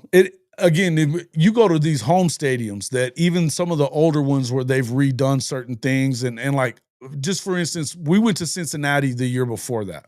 I met Chicken and them out there at Cincinnati. It was fucking great. It was fucking great. And they had multiple ways that you could get into the stadium from multiple areas. And we even had to walk a good ways, and it was hilly as shit in Ohio. Pretty different. I mean, there was some stuff that went down there too. And that was from an edible. But I digress. I got lost. My phone died and I ended up on a bus, but it ended up taking me to like downtown Cincinnati. And when I plugged in my phone and kicked back for a little bit, then I got a hold of Chicken and he came and found me and all that. It was fun, but it was a fantastic venue. And that's the oldest football stadium in the country.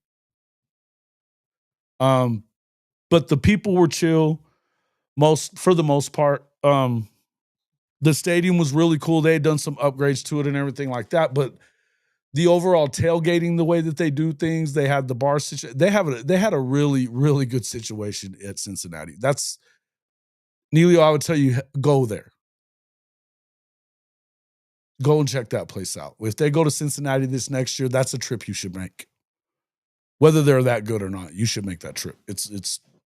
I think Cincinnati is one of the best sports towns overall in the country. It was pretty badass. Edibles and extreme heat don't mix, at least with me. Yeah, I don't. Yeah.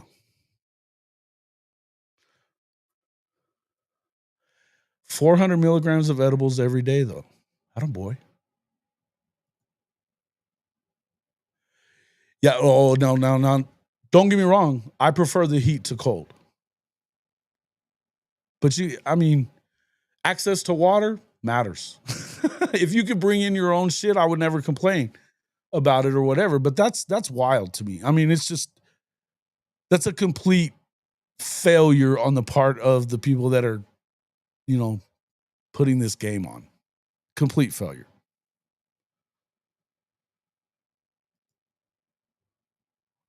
Attaboy. Have no self-control. Attaboy. The Queen City. Mm-hmm. Dude, it's badass. It's badass.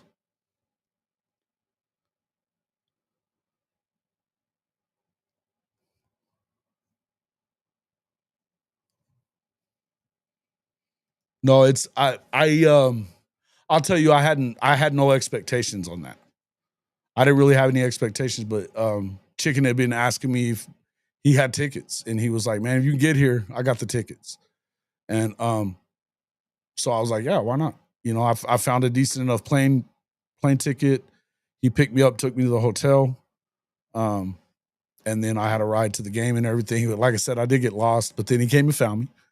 But where I got lost, I ended up right in the heart of Cincinnati, and there you are. You've got they had, I guess, the soccer stadium was right there. They were playing a big time game, I guess, at that moment. Baseball was coming up at the Red Stadium. It's all in the same area. There were people everywhere down there, and this is all within a couple of miles of University of Cincinnati, and being at that state. It was unbelievable.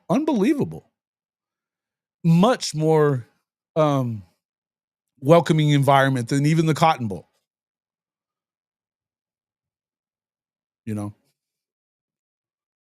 Got to have self-control with everything else in the world. So with the edibles, I just get blasted enough to handle the rest of it. Attaboy.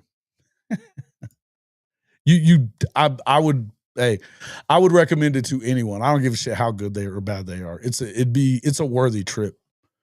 Now, of course, this was the first year of Satterfield, so they still had at least some level of expectations, although they had just lost a Miami of Ohio the week before in their quasi rivalry game. So the fans weren't overly expecting a whole lot, but they were still there. And again, that stadium was pretty kick-ass.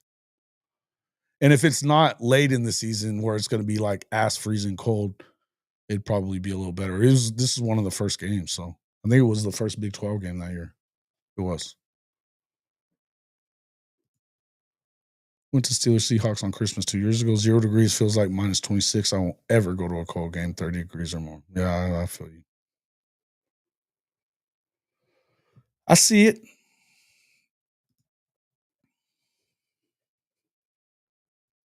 The purchasing agent for stadium affairs who doesn't load up that venue with enough water ought to get the hook quick.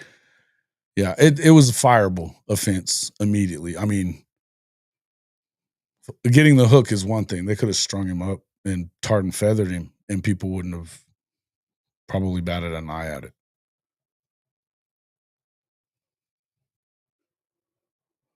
Weed is recreational in Ohio.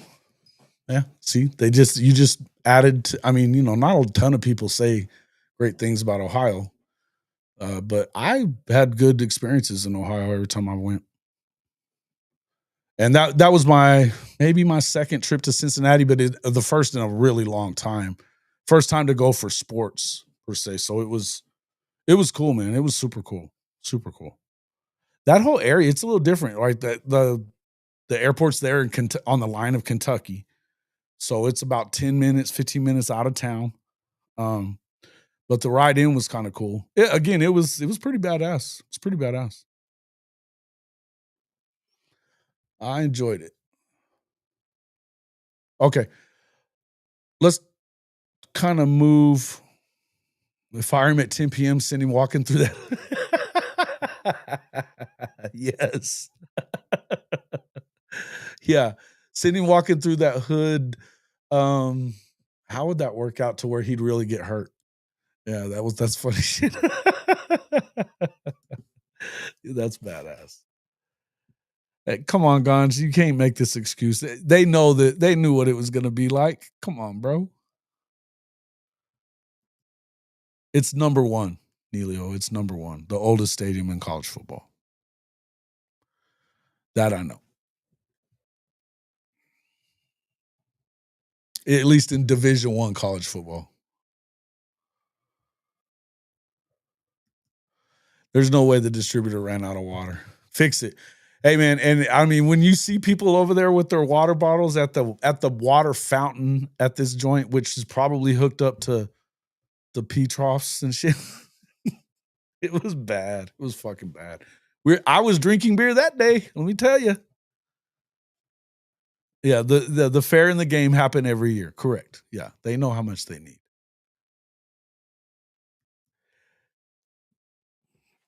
You know, that's the conversation I was having with my friend last night. Is what situation is Texas in when they get there this year?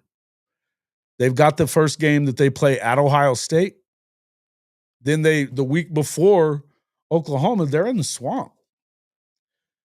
I think at the very least, they've got one loss. And if they if they were to win the game at the swamp, which I think that's a tough ask for. I think it's a tough ask for anybody is to win in the swamp, particularly if they are as good as it seems like they may be, because defensively, they're really good. Their defensive line, if it's second to anyone in the country, it's probably Oklahoma, maybe Georgia, defensive line wise. Of course, Notre Dame, I would add into that, possibly Michigan. We've heard a lot of, I continue to think that they're getting better there on the defensive line. There's some other schools that are doing well there in that area. But Florida is definitely among those guys. So here's the deal. That's a tough ask for Texas. If they win that game, it's going to take a lot out of them. And then next week you got Red River. Oklahoma gets Kent State at home. Now, do you play with your food in that game? No, you wipe them out pre-halftime and then get ready for the Red River.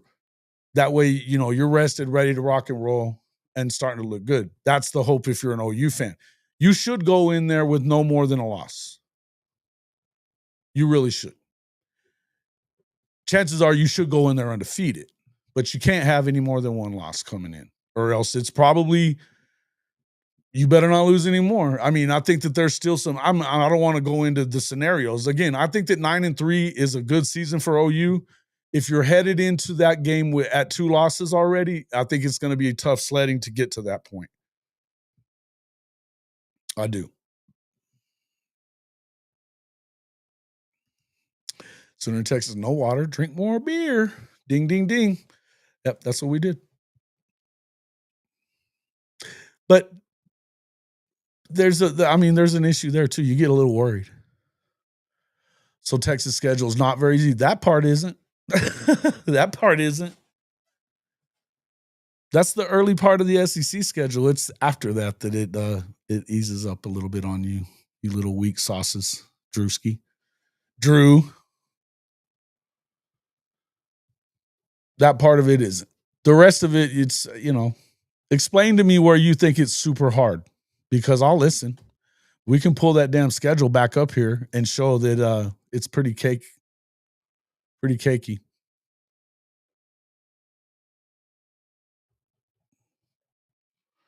The brand has finally returned. Fuck your brand. What up, JB? What are you up to, man? Going into the swamp with Red River next. That's tough for Texas. Well, I think Texas takes another. This is a new thing. I don't know. Look, I think this is a tough season for Texas overall, with the expectations being what they are. I think it's ridiculous to expect them to be back in the playoff even, because I think is the schedule as it's nowhere close to Oklahoma's schedule as far as toughness is concerned. But where Oklahoma has an advantage in that side of things is that you have more guys who started more games and been involved in it. Texas has 41 new players, the majority of which are either redshirt freshmen or freshmen.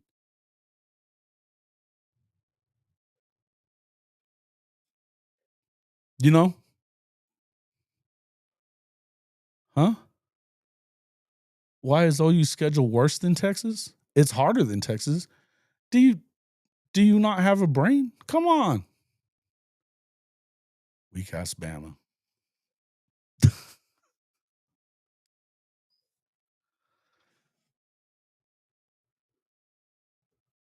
Some people are really fucking stupid. Come on. Bro. Are we going to do this?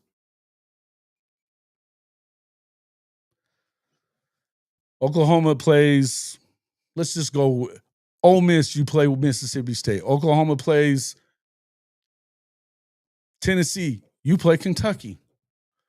Oklahoma plays, here's a pick for everybody that a lot of people are making that I don't necessarily agree with. South Carolina to your Vandy.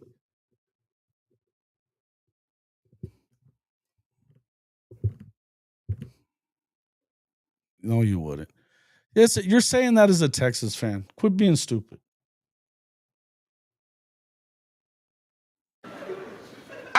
He's full of shit. You're silly.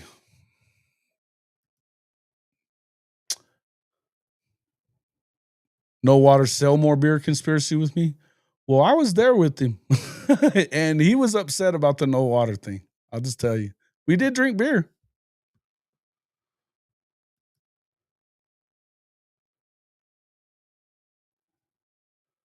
Drew, tell me that. I'd take one loss over 2 or 3.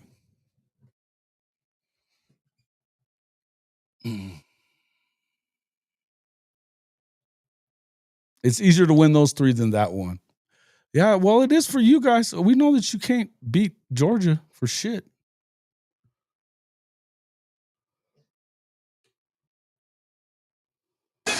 And if you're not down with that, we got 2 words for you.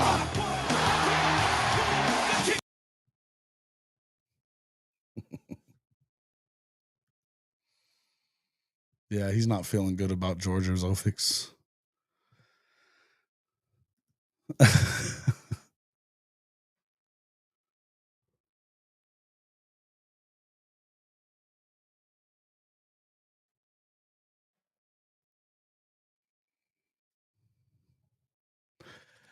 Bro, you had an entire half with the backup quarterback and couldn't get it done. And you lost at home in the regular season. The brand has finally returned. Fuck your brand. And call your team trash. Because that's what they are, trash. You are trash. Some people are really fucking stupid.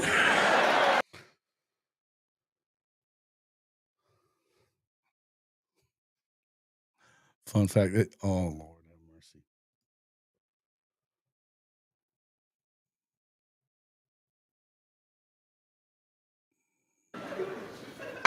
He's full of shit.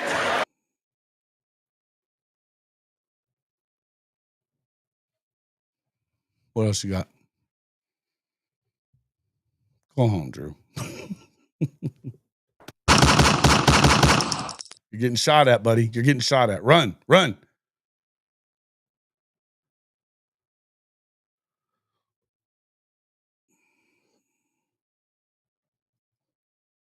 Some people are really fucking stupid. Hello, Norman. What are we doing?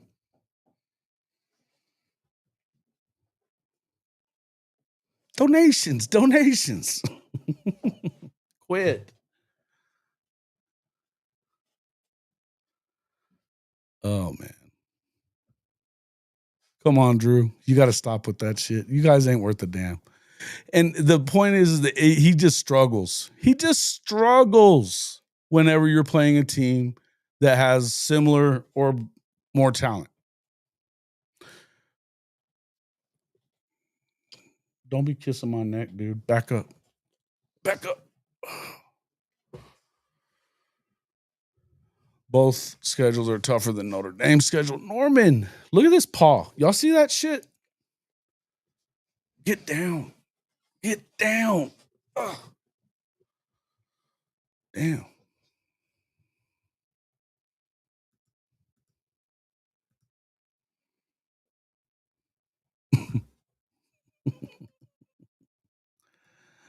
Oh, shit. Tell me you didn't come to an Oklahoma board to argue the results on the field. Yeah, he's a good boy. He's good and crazy. Shit. Big goofy fucker. Stormin' Norman. Yeah. Dude, he's doing this thing lately. I'll take him out as we get to the street, he'll and I'm trying to get a hold of leash here and shorten it. That fucker will, as much as he can, try to jerk at the street. I'm like, man, he's rough. He's rough. Big bastard. I had to tackle him one day to keep him from getting hit by a car. Scared the shit out of me. Got to figure out something else. Quit, Norman. Get out from underneath my arm.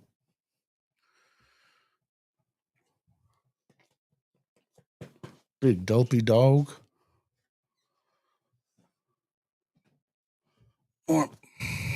Bro, you gotta get down. Get down. Bro, get down. You're tearing up everything. Go away. Go sit down. Dogs be getting clingy after midnight, or at least dude, it's like that. Yeah, he has his moments. He's just, sometimes he'll sleep, and mostly during the daytime, he just crashes. At nighttime, that's his zoomy time. I guess he doesn't zoom around the house so much, but he's wild. He's a week short of 2 years old. 1 week from now, the 13th. So next Sunday. He's wild, dude. Big. And he weighs 140 pounds. I had him at the vet like 2 or 3 weeks ago. 140 pounds. And I was like, is that too much? Is like, am I feeding him wrong or whatever? Which I feed him good dog food and do all that other stuff to where he doesn't have to eat all day. I'm like, nah, it's maybe on the higher average end, but no. He's like, he wants his camera time. I guess what I need to do is build. I need to get like some pallets and build up a step up thing for him to have like a bed to where you guys can see him and chill. You think my views would go up with that? More Norm, less Jason time? It's understood. I'm kind of an asshole, so I get it. Yeah. What kind of dog you got, Orca?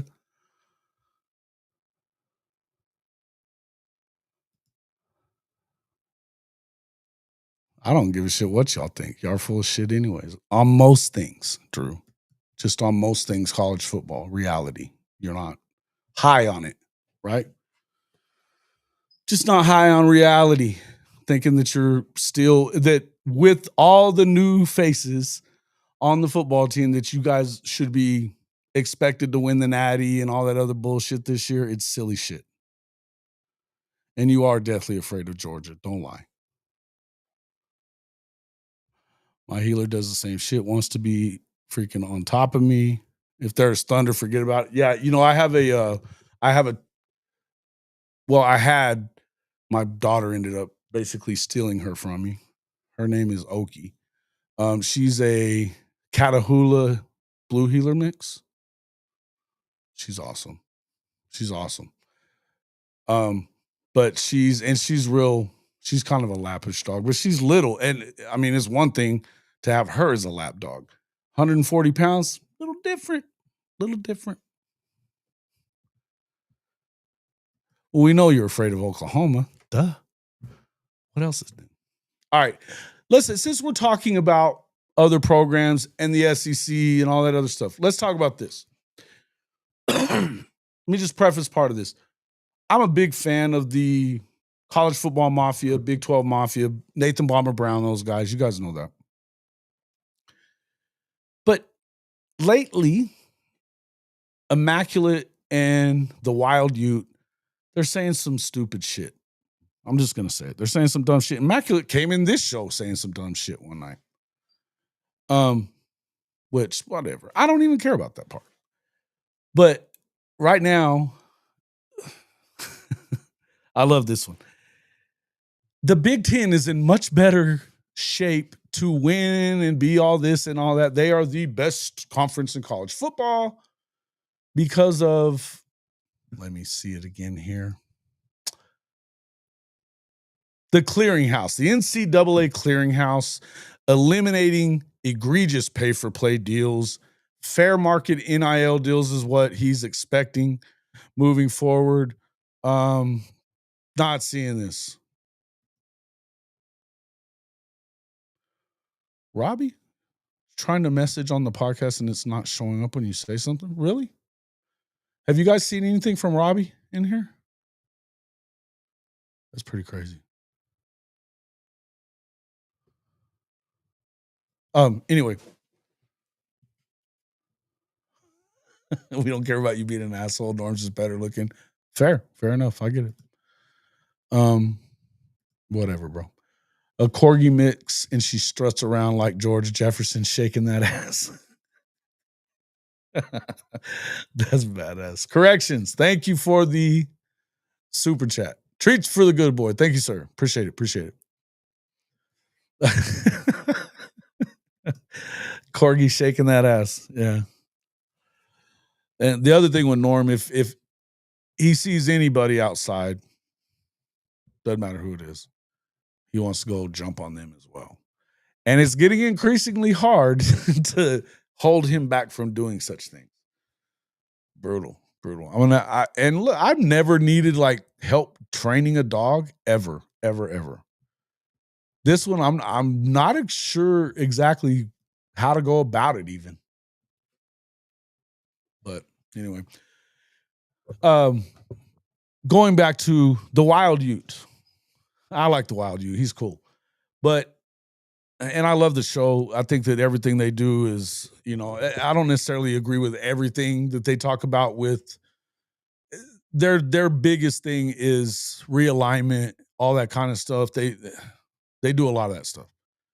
And they spend a lot of time researching and talking to certain people that are in the know concerning certain parts of realignment, whether it be in the ACC, back with the Pac-12 / Big 12 battle for staying alive kind of shit. They get it. They talk about people they talk to people and have connections to people within the television industry, like the old Fox executive. I'm trying to remember his name.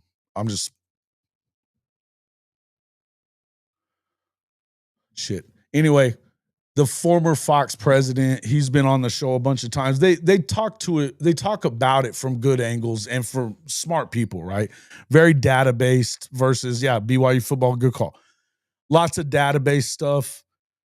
But some of that data, it depends on where it's coming from and what it's about. Now, some of it, he's talking about this crazy shit that essentially he's saying that the Big Ten is in better position to dominate football from here on out. Now, as far as national championships are concerned, I don't really agree. I feel like they're top heavy enough that your top end in the Big Ten may end up having an opportunity to win more national championships than they have. But I don't think that you're going to ever at this point come out battle tested the way an SEC champion / just entrant into the playoff is going to be battle tested. If you look at Oklahoma, if they find a way into the field, who the fuck is going to have gone through the same kind of juggernaut schedule with LSU and Texas and Alabama and Tennessee on the road and at South Carolina on the road, plus Ole Miss coming to town, plus the game against Michigan? Who's going to have been more battle tested? Same thing with Florida. Florida's right there with them as far as schedules are concerned. If either one of these teams gets into the playoff, holy shit, right? It just is what it is. But as far as, could Ohio State do what they did last year, come out of that conference and kind of run through their part of the schedule? Sure they could. Do I think, and I think Notre Dame was one of the better teams in the country. I think that by the time they got into that game, they'd lost some guys up front that it kind of hurt them a little bit. And I don't think that their quarterback, all in all, was good enough to overcome what they had to overcome in that game against Ohio State. Now, they played them better than anybody except for maybe Texas, right? But it was kind of back and forth, right? Now, you don't think being battle tested is a positive when you get to the tournament? You have to start saying smart things, or I'm not going to continue listening to what you're saying or even acknowledging it. Come on, Drew, be better.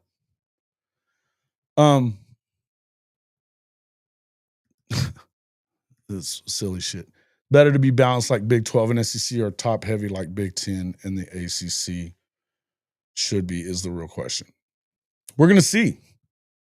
But here's the point that he was making, and he was saying that, and I've heard other people saying that this is the best conference now. It's not the best conference. It isn't. To be the best conference, first off, the SEC still won 13 out of the last 17 national champions. And it's only 2 out of the other 4 that haven't been won, that have been won by the Big Ten. So to say that that's even kind of true is bullshit at this point.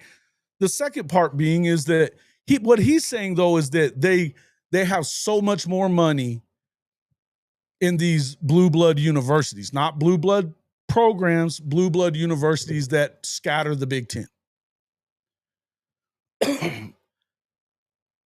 Folks, and this is why the argument about endowments / research money and all that shit has nothing to do with college football. It has nothing to do with it. Ohio State has big boosters that have big money invested in Ohio State football. They have big money in other stuff too. It's the big boosters that are investing in football that makes them stay on the level. Same with Michigan. You could say USC, except I don't see that USC got themselves any closer to a national championship by moving to the Big Ten. And UCLA is so further away than they were ever going to be in the Pac-12. It's all horseshit. Maybe Oregon, I don't know that they necessarily help themselves. I think that they're at a point now with recruiting and the Nike effect of popularity that they have going on, all that other stuff.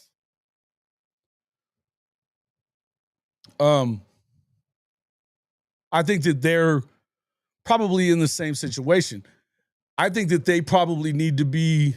I think you need more battle-tested teams in the Big Ten to win more championships than they're going to win moving forward. I think you're out of your mind again, Drew.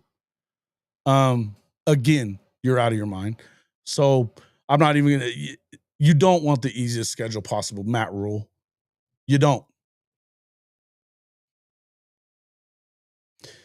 Because you get in a tight game, and if you're not completely, the only argument that you can make for the not being battle tested is because the schedule is getting longer. That means you need to be better at having deeper rosters that are able to go through and get it done. One thing that I would tell you about Notre Dame, they were really deep in the trenches. That's why they made it as deep as they did. I would say that with Georgia, they lost to Notre Dame. I mean, partly because of that. They were able to match them in the trenches, and they were at least better at quarterback at that on that day. Plus, they run the football really, really well, which was huge. Okay, running the ball really well was big against Georgia that day. Here in the end, OSU would have lost multiple. Well, they lost multiple games in the Big Ten too, Drew.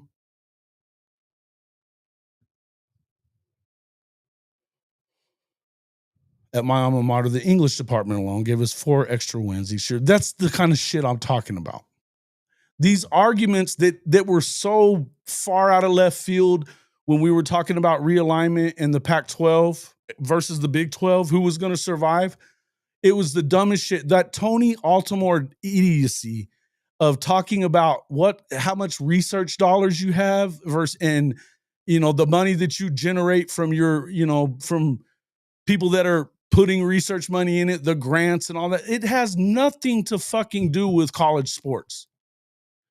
Is a school like Michigan inherently more wealthy than, say, Ole Miss? Yeah, probably, but not by much. And they certainly are not any more determined to win in college football at the highest level than is somebody like Ole Miss, particularly right now. There's a lot of deep and old money in Mississippi at Ole Miss within that. This is a different kind of school, right? Same with Vanderbilt, by the way.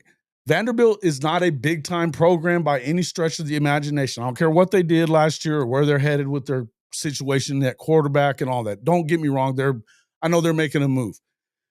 If you think that there's more money at all over that Big Ten than there is at Vanderbilt for research dollars and all that other shit, you lost your fucking mind.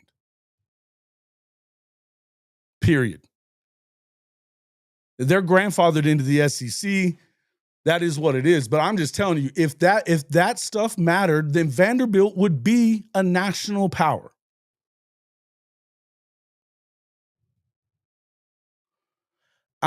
They're determined to win as anybody. That doesn't mean that they're more determined than the teams that within the SEC. The SEC football, it just means more is the damn slogan, and it is true. That is a fact. I know that places like, yes, Michigan is a blue blood. Ohio State is a blue blood. It matters there. It's always going to matter there. You're going to tell me that it matters the same way at Northwestern and Minnesota? Even Michigan State? Because it don't. Penn State? Yeah, there's a lot. It's important at Penn State. It's not the same fucking thing.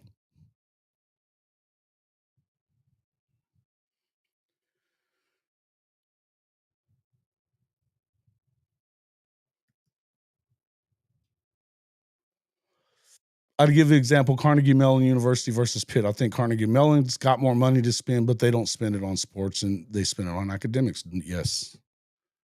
Same thing that I'm talking about with Vandy. The same thing that I'm talking about at Northwestern. They don't give a flying fuck about sports. So this idea that there's a better opportunity for you to be, and this is coming from a Utah fan, which I think that Utah fans are as off the map and not usually talking about Wild Ute in this situation. Utah fans lost their fucking mind a few years ago. Most of them. They are under this delusion that winning in the Pac-12 meant that they were guaranteed and destined for Big Ten greatness. They were trash in the Big 12 last year, for fuck's sake. What are they good at in the Big 12 right now? Nothing. Even football, they struggled big. We'll see what happens moving forward. As long as Coach Witt's there, my expectation is that they bounce back to some extent.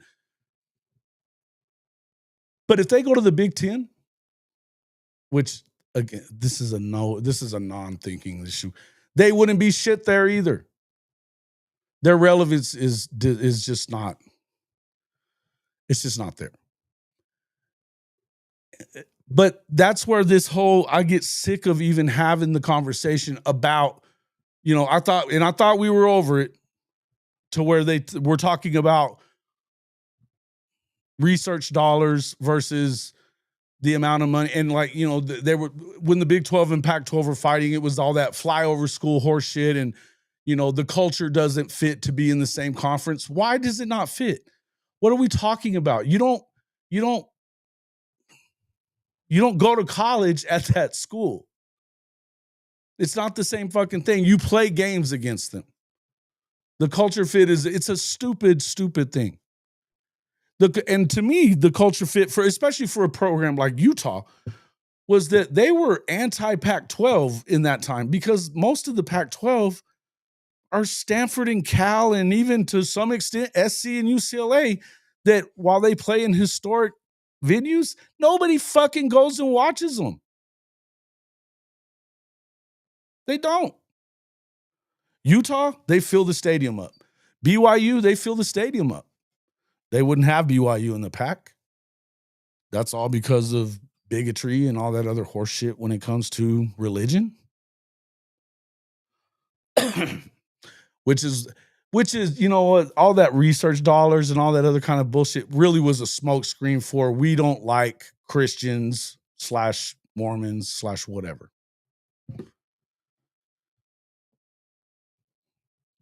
That's what it is. And you know what? I don't understand why that happens, but why would you care what that school believes in or whatever, when you're all you got to do is show up for games? You don't spend any amount of time there going to classes and learning what they're learning in the classroom, and that has shit to do with it. So again, it's just all smoke and mirrors and horse shit. It was all bullshit, a way for the Pac-12 to try to live, and it didn't work. And so I'm not buying into that shit now when we start talking about the SEC that has dominated college football for the better part of the last 20 years. It has. Winning 2 natties in that time. And then a third one. No, they had Ohio State won the first one, and then they've won the last one. There's been 13 of them. In the playoff era, it's been 5 total that weren't won by the SEC. Cool. BYU is a strong fan base. By the way, SC doesn't. That's true. That's a fact. They have a big fan base, but I think that it's not the same shit. I'll tell you that the Big 12 has better fans throughout the league than the Pac-12 ever had. Ever. They were too busy looking down their fucking nose at you to figure it out.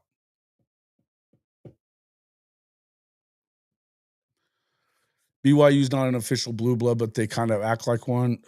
BYU's won a national championship. Utah hasn't sniffed one. And I mean, their national championship, it wasn't in 1940. It was back in the 80s. Should they have won it? That you can argue that if you want to. They were good. They were undefeated. They won it. Hate to say it, USC Fairweather fans. Yeah, well, again, that's not necessarily Fairweather fans aren't necessarily just it's not only happening there, right? They happen a lot of places. And even big programs like Oklahoma has its fair weather fans too. I mean, there's some people that are diehard no matter what. They're going to be there paying attention to it, caring about it, all that. And I think the same is true for SC. You look at USCJ, there's very few content curators in the country that I have more respect for than USCJ, because he's in the middle of it 24/7. 24/7. Is he a little deep in the Kool-Aid? He is, but I love him for it. That's my guy. Again, I know that they fill up his damn chat room all fucking every show he has. So the other thing, but as far as that stadium goes, they don't fill it up. They don't fill it up. Even when they were in the 11-win season, did you ever fill up that damn thing? Ty Detmer, I think was Ty Detmer the quarterback then? Or was it pre-Detmer? It feels like it was pre-Detmer, Neilio, but I'm not saying you're wrong. I think it was 84.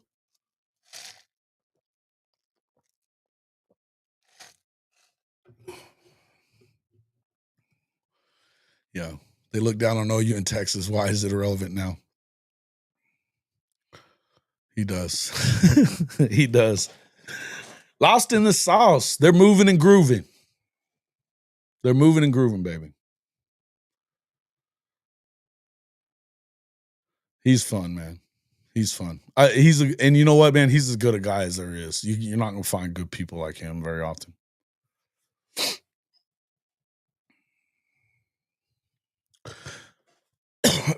Robbie Bosco at quarterback. Yeah. See, I was thinking because Ty Detmer, I remember meeting him when he was in Philadelphia, and he was still pretty early in his career when he was starting there at Philly. Yeah.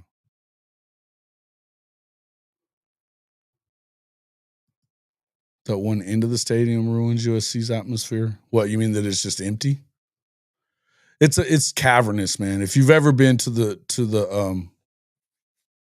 if you've ever been there, I went there one year to watch the Niners play the Rams. When they were still waiting on their stadium. And even they filled up a good part of it. Rams fans did. And Niners fans were there too. It was fairly full. It's hard to fill that damn thing up because it's huge, huge. You talk about a nice area of the damn sketchy over there where the damn Coliseum's at.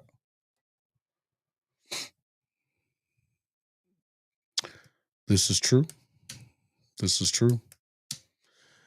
Yeah, Larry Scott didn't want it interfering with his grand idea of the Pac-12 network that never panned out. And, they still have all that equipment and no Pac-12. USC and Florida State, good fight songs. Yeah.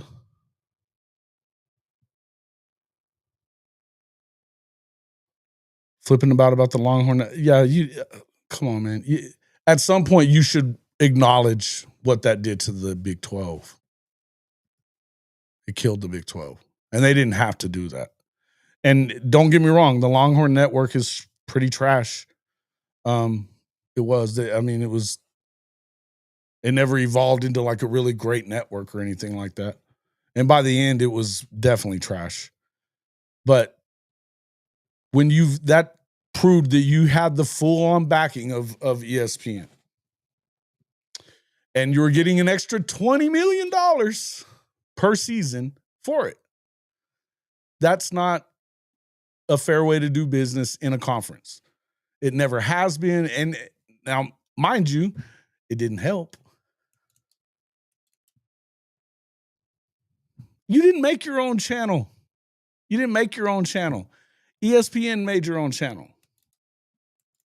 and gave you 20 million extra bucks for its terribly done content. Anyway, neither here nor there. In the end, Nebraska, gone. A&M, gone. Missouri, gone. Colorado, gone. It blew up the Big 12. You know it did. I know it did. Facts are facts. It screwed the Big 12 up. And the Big 12 was the next best conference And in fact, at that point, it was the best conference.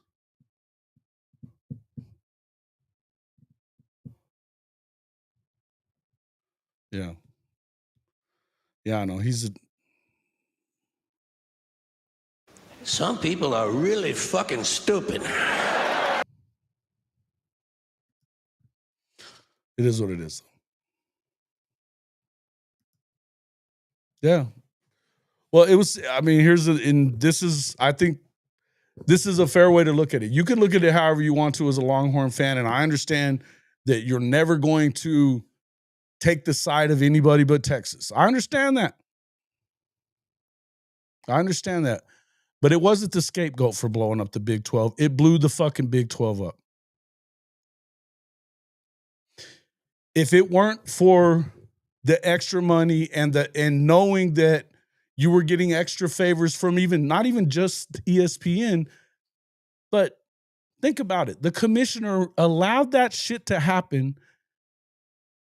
He knew what was going on the whole time. He allowed it to happen, Dan Beebe.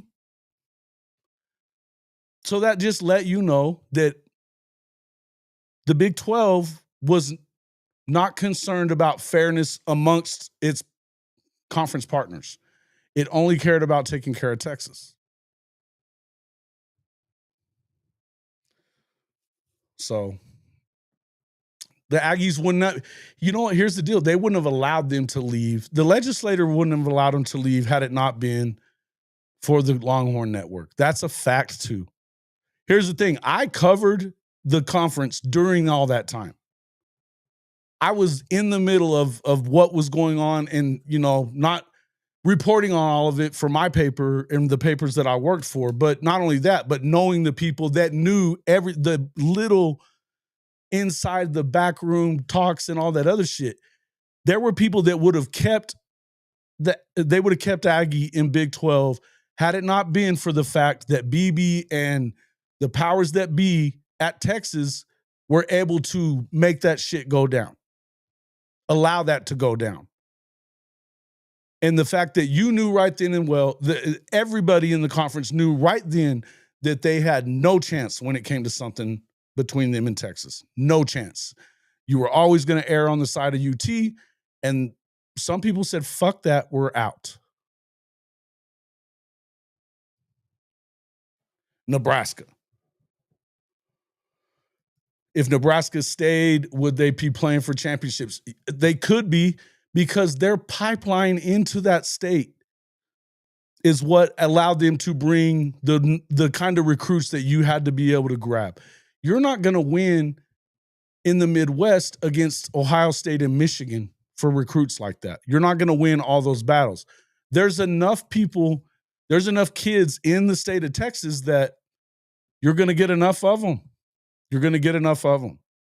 I would tell you that Oklahoma State benefited from the Longhorn Network because all of a sudden you pull teams like Mizzou and Nebraska out of the mix. And so they're off playing in these other conferences. They can go get guys that are still going to be able to play against a now depleted Big 12.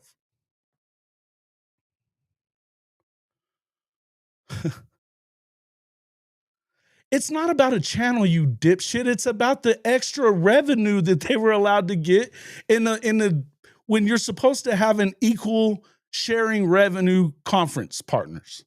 That's what it was supposed to be. That was also part of it too. It wasn't just the move to the Big Ten, but it didn't help them. Once they, their hiring practices have been trash though, no doubt. But it's hard to recruit. But what I'm getting at is that they had a pipeline in Texas that they weren't ever going to be able to establish in the Midwest like that, even being basically in the Midwest. It's just tough to do.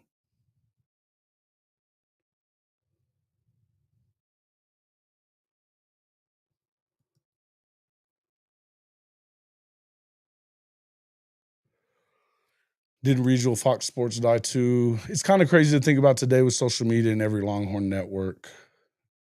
Don't sound like nothing. Didn't regional Fox Sports regional? Oh, you're talking about the Fox Sports region. Yeah, but that was, I mean, that's kind of different. It's not necessarily the same thing. Like Fox Sports Texas, yeah, that's I guess that's kind of fallen off. But I also think that now it's a different way of getting it out there. And I think that that's the reason why it didn't, I mean, it gave the extra money to Texas to be able to buy players and do all that other shit. Now that what they did with it doesn't mean shit. They didn't get anything done. But why should I always take it as much as Texas? Or you can make this argument if you want to, bro. You can make this, and I understand where you're going at with it. But if you're going to sit here and act like it wasn't a competitive advantage that wouldn't upset you if you were a fan of one of these other programs, then it's you're not being real about it. Because and listen, I'm also of the belief that they made the majority of the money for the conference. I've made this argument plenty of times. The bitchiness and all that other stuff from the Hateful Eight, man, I get it. I understand where they're coming from, but I'm going to tell you this from the Oklahoma fan perspective, we generated the money, big guys. We did. Our program generated the money. Now Oklahoma did it by winning fucking championships. Texas did it by other means. There's the OU guy in me. It is what it is. The bottom line is that it had to kind of happen the way it did and it wouldn't have went in that direction had it not been for going behind the back and Dan Beebe being a part of that. And I mean, he lost his job for it, and people talk about, the next commissioner like he was any good either. I'll tell you this, as much as I'm not a big fan of Brett Yormark at the moment, I think he's very good for the Big 12. And he would have been, had he have been there earlier, maybe things change, right? It wasn't what it was.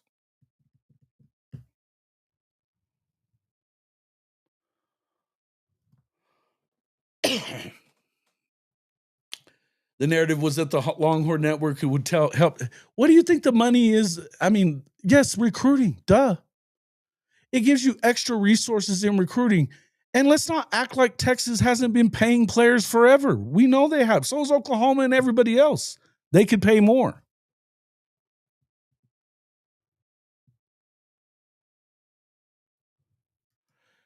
Nebraska couldn't let go of their running attack, and when the teams they used to beat over the head with the bat caught up to them in size and strength, their era was wilted fast. Yeah, it was. They had to evolve in a lot of ways, but I'm not saying that they didn't have a part in fucking themselves up. But those recruits are not going to, and part of that being that they lost Texas. And I mean, there's levels to the shit, Neilio. I'm with you on that. There's levels to the shit as to why it happened, how it happened. Them leaving the Big 12 was not good for the Big 12 either. A&M leaving the Big 12, not good for the Big 12. Even though they're Texas 8-4, it wasn't good for the Big 12. Hell, Missouri leaving was not good for the Big 12. And Missouri sucks. Still wasn't good for the Big 12. They had their moments where they would compete. They were competitive all the time.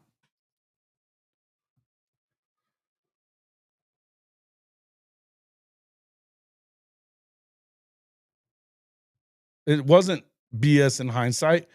It was true in hindsight. The fact that you guys didn't capitalize on it is your own fucking fault, Drew. It doesn't mean it wasn't a competitive advantage.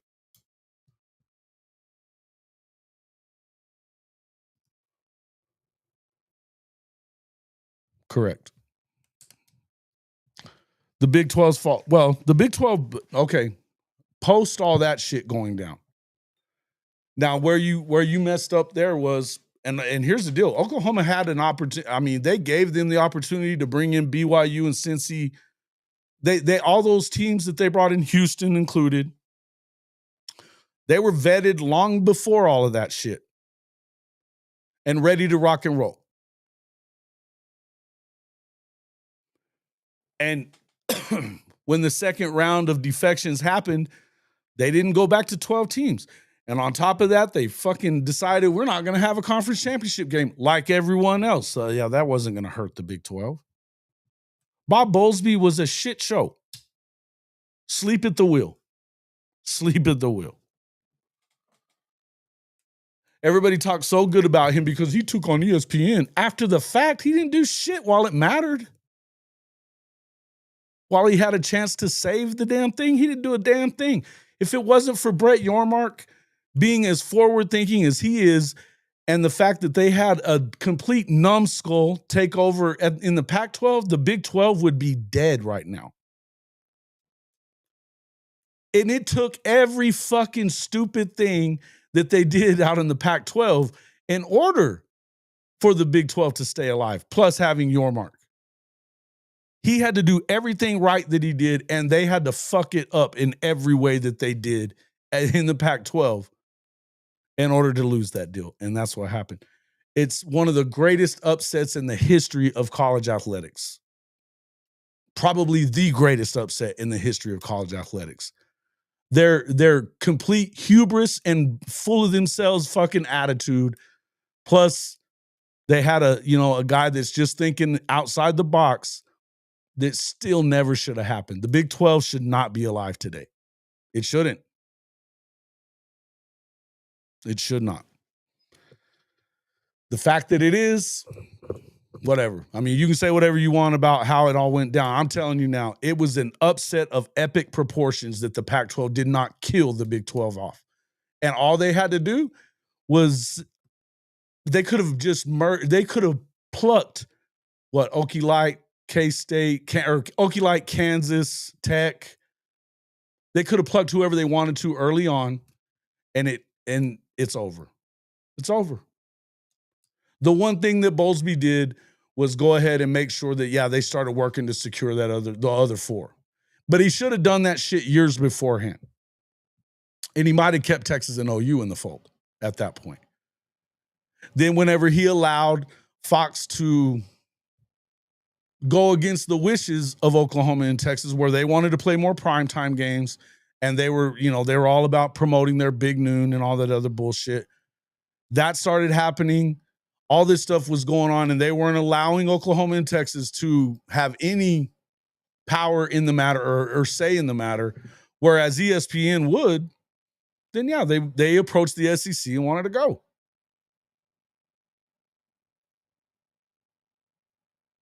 There was lots of stuff they needed to do in the Big 12. It still all started with Texas.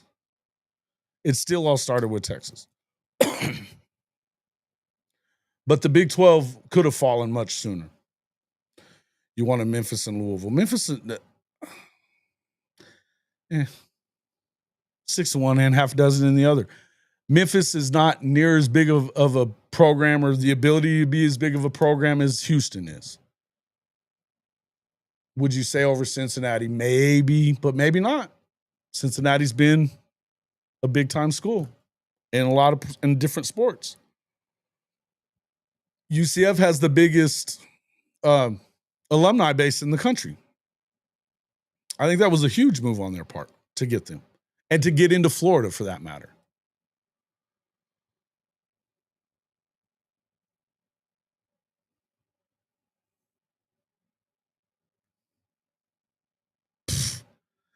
We Texas fans got teams making a living off stealing our high school kids and beating my team. Are you fucking joking? Do a better job of recruiting your high school kids instead of worrying about kids in freaking Florida and California or wherever else you guys are recruiting from, and pissing off the Texas High School Coaches Association. You're talking shit to the wrong motherfucker, Drew. I'm going to tell you that right now. You're talking shit like to the wrong cat. Texas falling on their face is a Texas problem, not anybody else's fucking problem. You did have the fucking ability to be the best program in the country without a doubt, because of the Longhorn Network, on top of every other built-in advantage that Texas has. You're full of shit.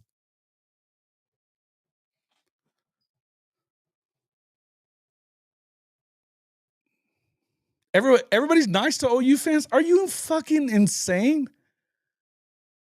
Everybody tell him what. all you OU fans, let everybody know what everybody's saying about OU. They're not being nice about Oklahoma. Are you fucking crazy?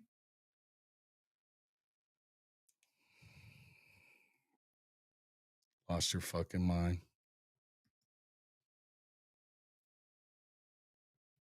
Houston, SMU, UCF, and Louisville would have been great ads for the Big 12.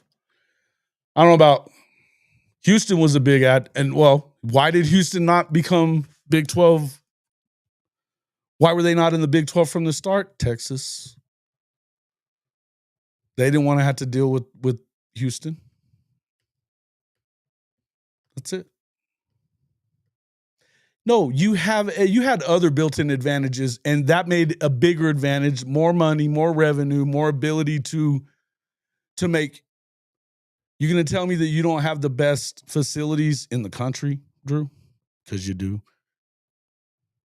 Anybody who's been anywhere close to that damn university understands and knows that. The ability to do the pay for play thing, plus the ability, but used to facilities mattered a lot more than I think they matter right now. I mean, but you're still not winning national championships from it.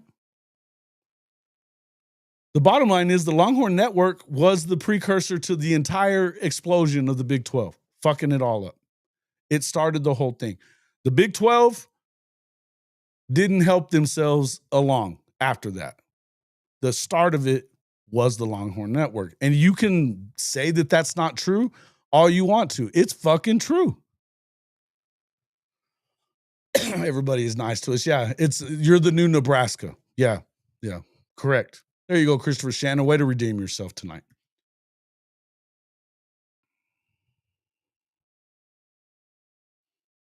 Mm-hmm. At the time, the Big 12 should have lured Louisville to the Big 12. They would have been the second largest athletic department financially in the entire conference. Yeah. You miss racist Texas? There's not racist stuff going on in here, is there? We're not doing that.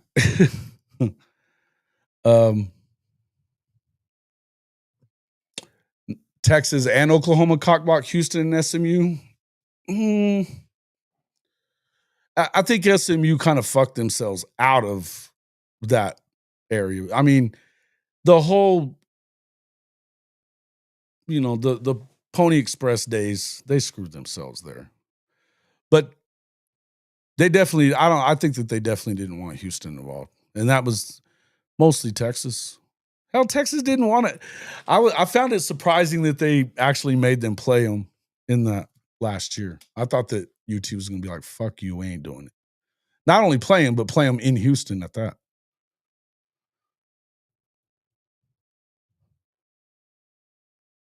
Oh, are you kidding, bro? Hey, you can say what you want, bro. You don't have. I know what the fuck was going on. I know what the fuck was going on. I've been around it. I've watched it just as closely as you have, and know things that a lot of times didn't get put out there for everybody to know. But believe me, Texas had its way more times than it did. And to be honest, I think they're still getting their way in the SEC more than they should. Much more than they should. What's up there, Bishop Frank?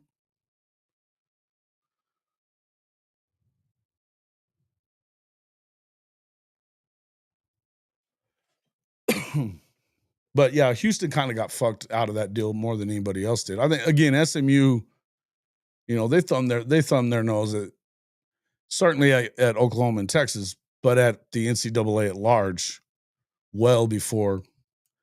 I mean, it's not like it wasn't that everybody else wasn't paying players. It's that they weren't just, you didn't have a fleet of fucking 240SX cars and shit out there like that, and that are gold and everything else, flashing all that cash multiple times, getting busted, and boosters not giving a fuck. They kind of did, and they still don't. I mean, think about it. They got themselves into the ACC. They're dangerous in the ACC at this moment. They have access to the dance, which is all they care about, because they have enough money in their coffers to not give a fuck about how much TV money you give them right now. They don't care. They bought their way in for what, 100 million plus, and they didn't give a shit. SMU is a real program with real history. No, I mean, yeah, but what is their history? Their history is of throwing away what they had.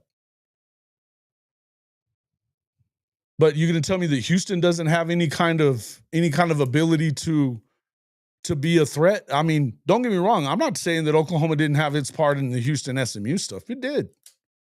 And it's survival of the fittest in this game. Believe that.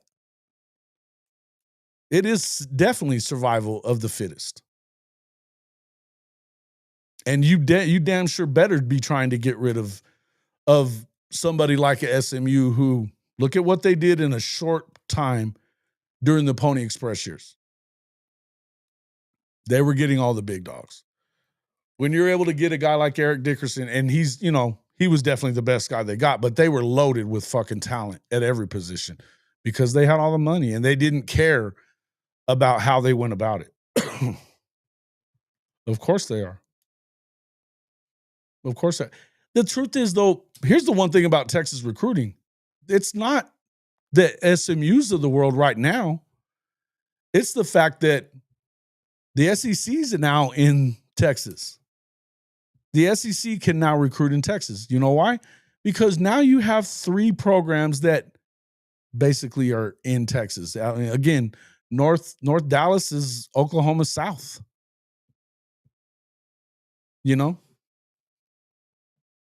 So, but you've got 3 programs that are, by and large, always going to be connected to Texas and Texas's recruits. And so you have to, but right now you've got, look, Alabama is in the thick of the shit in Texas. Georgia is, LSU is. LSU has lots of fertile recruiting ground of its own in Louisiana and throughout the SEC. But the fact that they're able to get into Texas and get some of those big time players that you're going after, if you're A&M or Texas or OU for that matter, it's real deal. SMU, they can't boast that they're playing a Power 4 schedule now. They have access to the playoff, but you can't say that they're not in an advantage situation over Oklahoma and Texas or even A&M at this point. They're not. Can they become that? I don't know. You're out of your damn mind. Bama's about to fall off big time. How do you figure that? How do you figure that?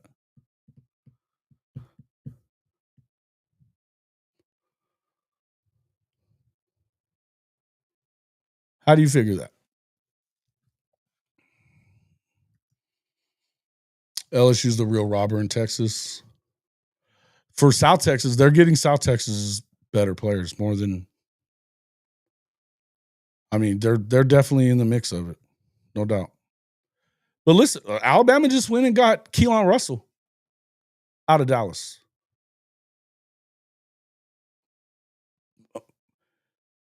I mean, they say Bryce Underwood's the best player as far as quarterbacks was concerned from this class. I'm not sure that it wasn't Keelan Russell.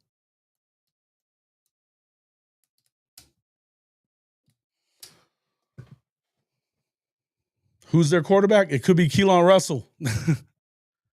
It could be Keelan Russell. Whoever it is will be working with a top-level offensive staff that's played for a national championship. Sark hasn't as a head coach.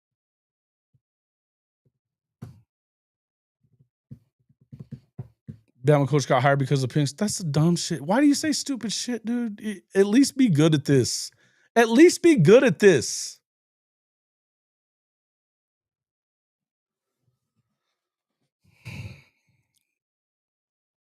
Dude, DeBoer is Bama's Harsin. Come on, Orca, man. I thought you were better than that, too. Dude, the guy went to fucking Washington after losing 1 game at Fresno State the year before.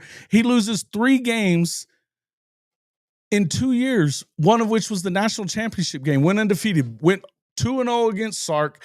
He's, 3-0 against Dan Lanning, who everybody loves on all the time. 2-0 against Sark. Hell, he's 1-0 against Kirby Smart, for fuck's sake. Beating all those, he beat Whittingham in the Pac-12. He obviously beaten Lincoln Riley. Come on, man. Come on. Y'all can say dumb shit about Kalen DeBoer, but until we see him start getting beat all the time by these dudes, that you're acting like they're better coaches, then win. Then tell me when that's going to happen, because then is when I'll start listening to the Kalen DeBoer sucks bullshit. Do I think that he's a guaranteed fit at Alabama? I don't. But I don't think that he's guaranteed not to work out either. I think he's one of the best coaches there are.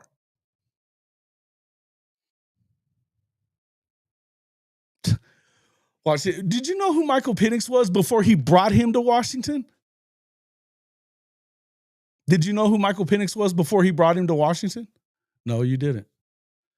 Do you realize that he played at Indiana before that and nobody gave a fuck about him until he brought him over to Washington? Come on, man. You guys got to be smart. You got to be smarter than that.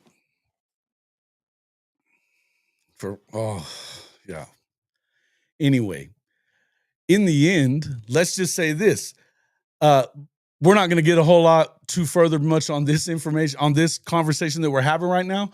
What I do know is this: the Big Ten isn't better than this conference in any way, shape, or form. And they do not have advantages over this conference in any way, shape, or form. Whether they have more money at certain universities or not, it don't make a shit. The SEC runs college football. It does. It matters more in the SEC, and it's going to continue to run college football. That's where we are.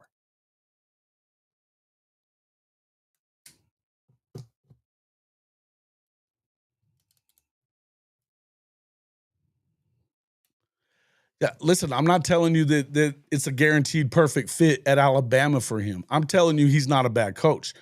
And what you're basically judging him off of is one season where he had a first-year signal caller, a play caller, with a quarterback that couldn't throw and an offense that usually throws the football. Jalen Milroe wasn't that guy throwing the ball. Had they been better at calling plays, and I think that Grubb could have changed a lot of that. They should have called some more timely play calling when it comes to who they had at quarterback. I think if he made a mistake, it was making him the starter. He should have moved him on. He should have pushed him out.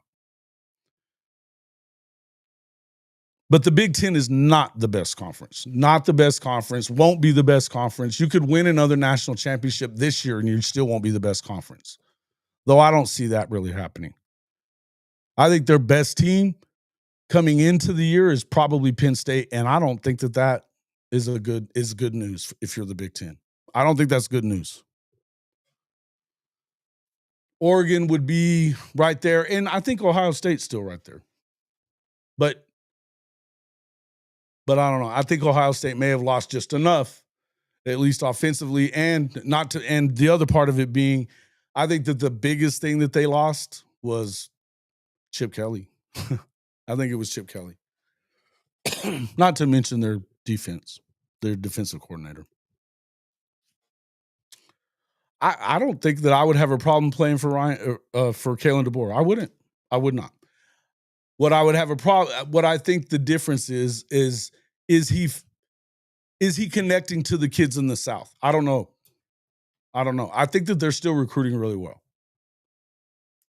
But I think you just have to go win, and you have to win over the crowd, the fan base. And I think it's a tough thing. Coach talks about this a lot. I think it's the fact of taking over for Nick Saban that's the hard thing to do.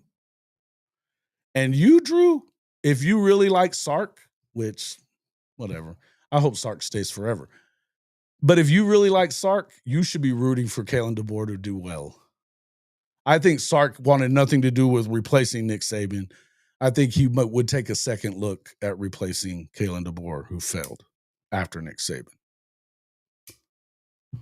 Same with Dan Lanning. Although, again, I don't know that I think that much of Dan Lanning. He won the Big Ten. Okay. But that's the only big game he's really won since he got to Oregon.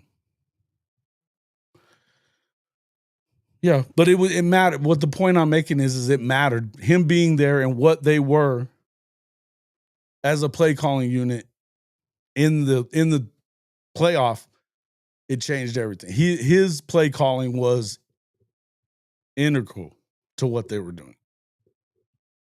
And the way he calls plays.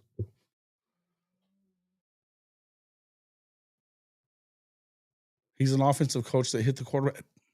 He recruited that quarterback to Indiana and then brought him over to Washington. So he built that quarterback that they hit the lottery with, Drew. Come on, bro. Come on, man. You can say that. You can say that. If Sark, see, here's the funny part about what you're talking about. Because right now you guys are super high on him. You forget that 2 years ago had he not made the playoff in what year 3, right? Yeah, making the playoff there. He lost to Oklahoma. They were going into that season. They were talking about, you guys were all talking about firing his ass if he didn't get to where he got that year. And then you have the cupcake schedule the next year in the first year in the SEC. You don't win anything there. I mean, your biggest win, what? OU? A&M? Give it to me. Which one? Arkansas? Come on, bro. Arizona State? Whatever. In the end, you're talking about him like he just ended up being that guy. He's not going to win a chip. Get the fuck out of here. He's going to win a chip at Texas. Some people are really fucking stupid. Oh, they really are. They really, really are.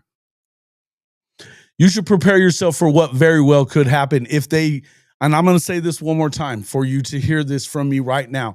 They are more likely to miss the playoff than win the Natty this year. More likely to miss the playoff than win the Natty. Take that in and understand that. And if they do, with all the hype surrounding this football team with Arch Manning and everything else, they're not talking about bullshit. You've lost your mind, bro. They have talked about firing Sark. There was a lot of people in a lot of places that were talking about he just may not be that guy. And I've been telling you he ain't that guy. The dude took 10 years to win 10 games, and he coached at SC, Washington, and now Texas. All the shit they say about Venables, he's been coaching for 3 years as a head coach. This dude took 10 years of not winning 10 games. Venables did it in year 2. This is the kind of shit that gets spoken and like it fucking matters. And that's the hate that you said, I could really said that people hate on Texas, but they don't hate on Oklahoma the same way. Yeah, they do. Yeah, they do. It's funny. It's pretty funny. But in the end, it is what it is. We have a freshman quarterback. So, yeah. But that's not the expectation there. You know it and I know it. They all love Sark today. They all love Sark today. I'm talking about what it was like 2 years ago and what it can be like if they miss the playoff this year with the freaking JV schedule, then what? How quick will it take for the fan base, CDC, and everybody else to jump off that Sark bandwagon? And he'll feel it. And then if DeBoer doesn't get it done here, I mean, he needs to win 10 games this year or he's going to be on the hot seat. You go 2 years in a row of not making the playoff at Texas, all of a sudden, Alabama looks like a pretty good place to go. They love you there. He's not just as destined to be DKR as you want to believe he is. We'll leave it at that. What's up, Corporate Duck? We back Sark 1,000%. I am they. Nah, bullshit. You ain't the only one, big dog. You ain't the only one. What's up, Corporate Duck? Good to see you, man. All right. I've been going for a good while, almost 3 hours, man. It's late. But I appreciate everybody coming in. Let me know what you think in the comments. Tell me more. Tell me more about how crazy I am to talk about it. We'll clip it up and I'll put it back out there for you. I'm telling you now, Texas is more likely to miss the fucking playoff than it is to win the Natty this year. And that's not going to make it real. It's not going to make it real comfortable for Sark over the next couple of years if he doesn't continue to move forward like they act like he kind of has or whatever. But y'all let me know what you think, and we will see you all on the next one.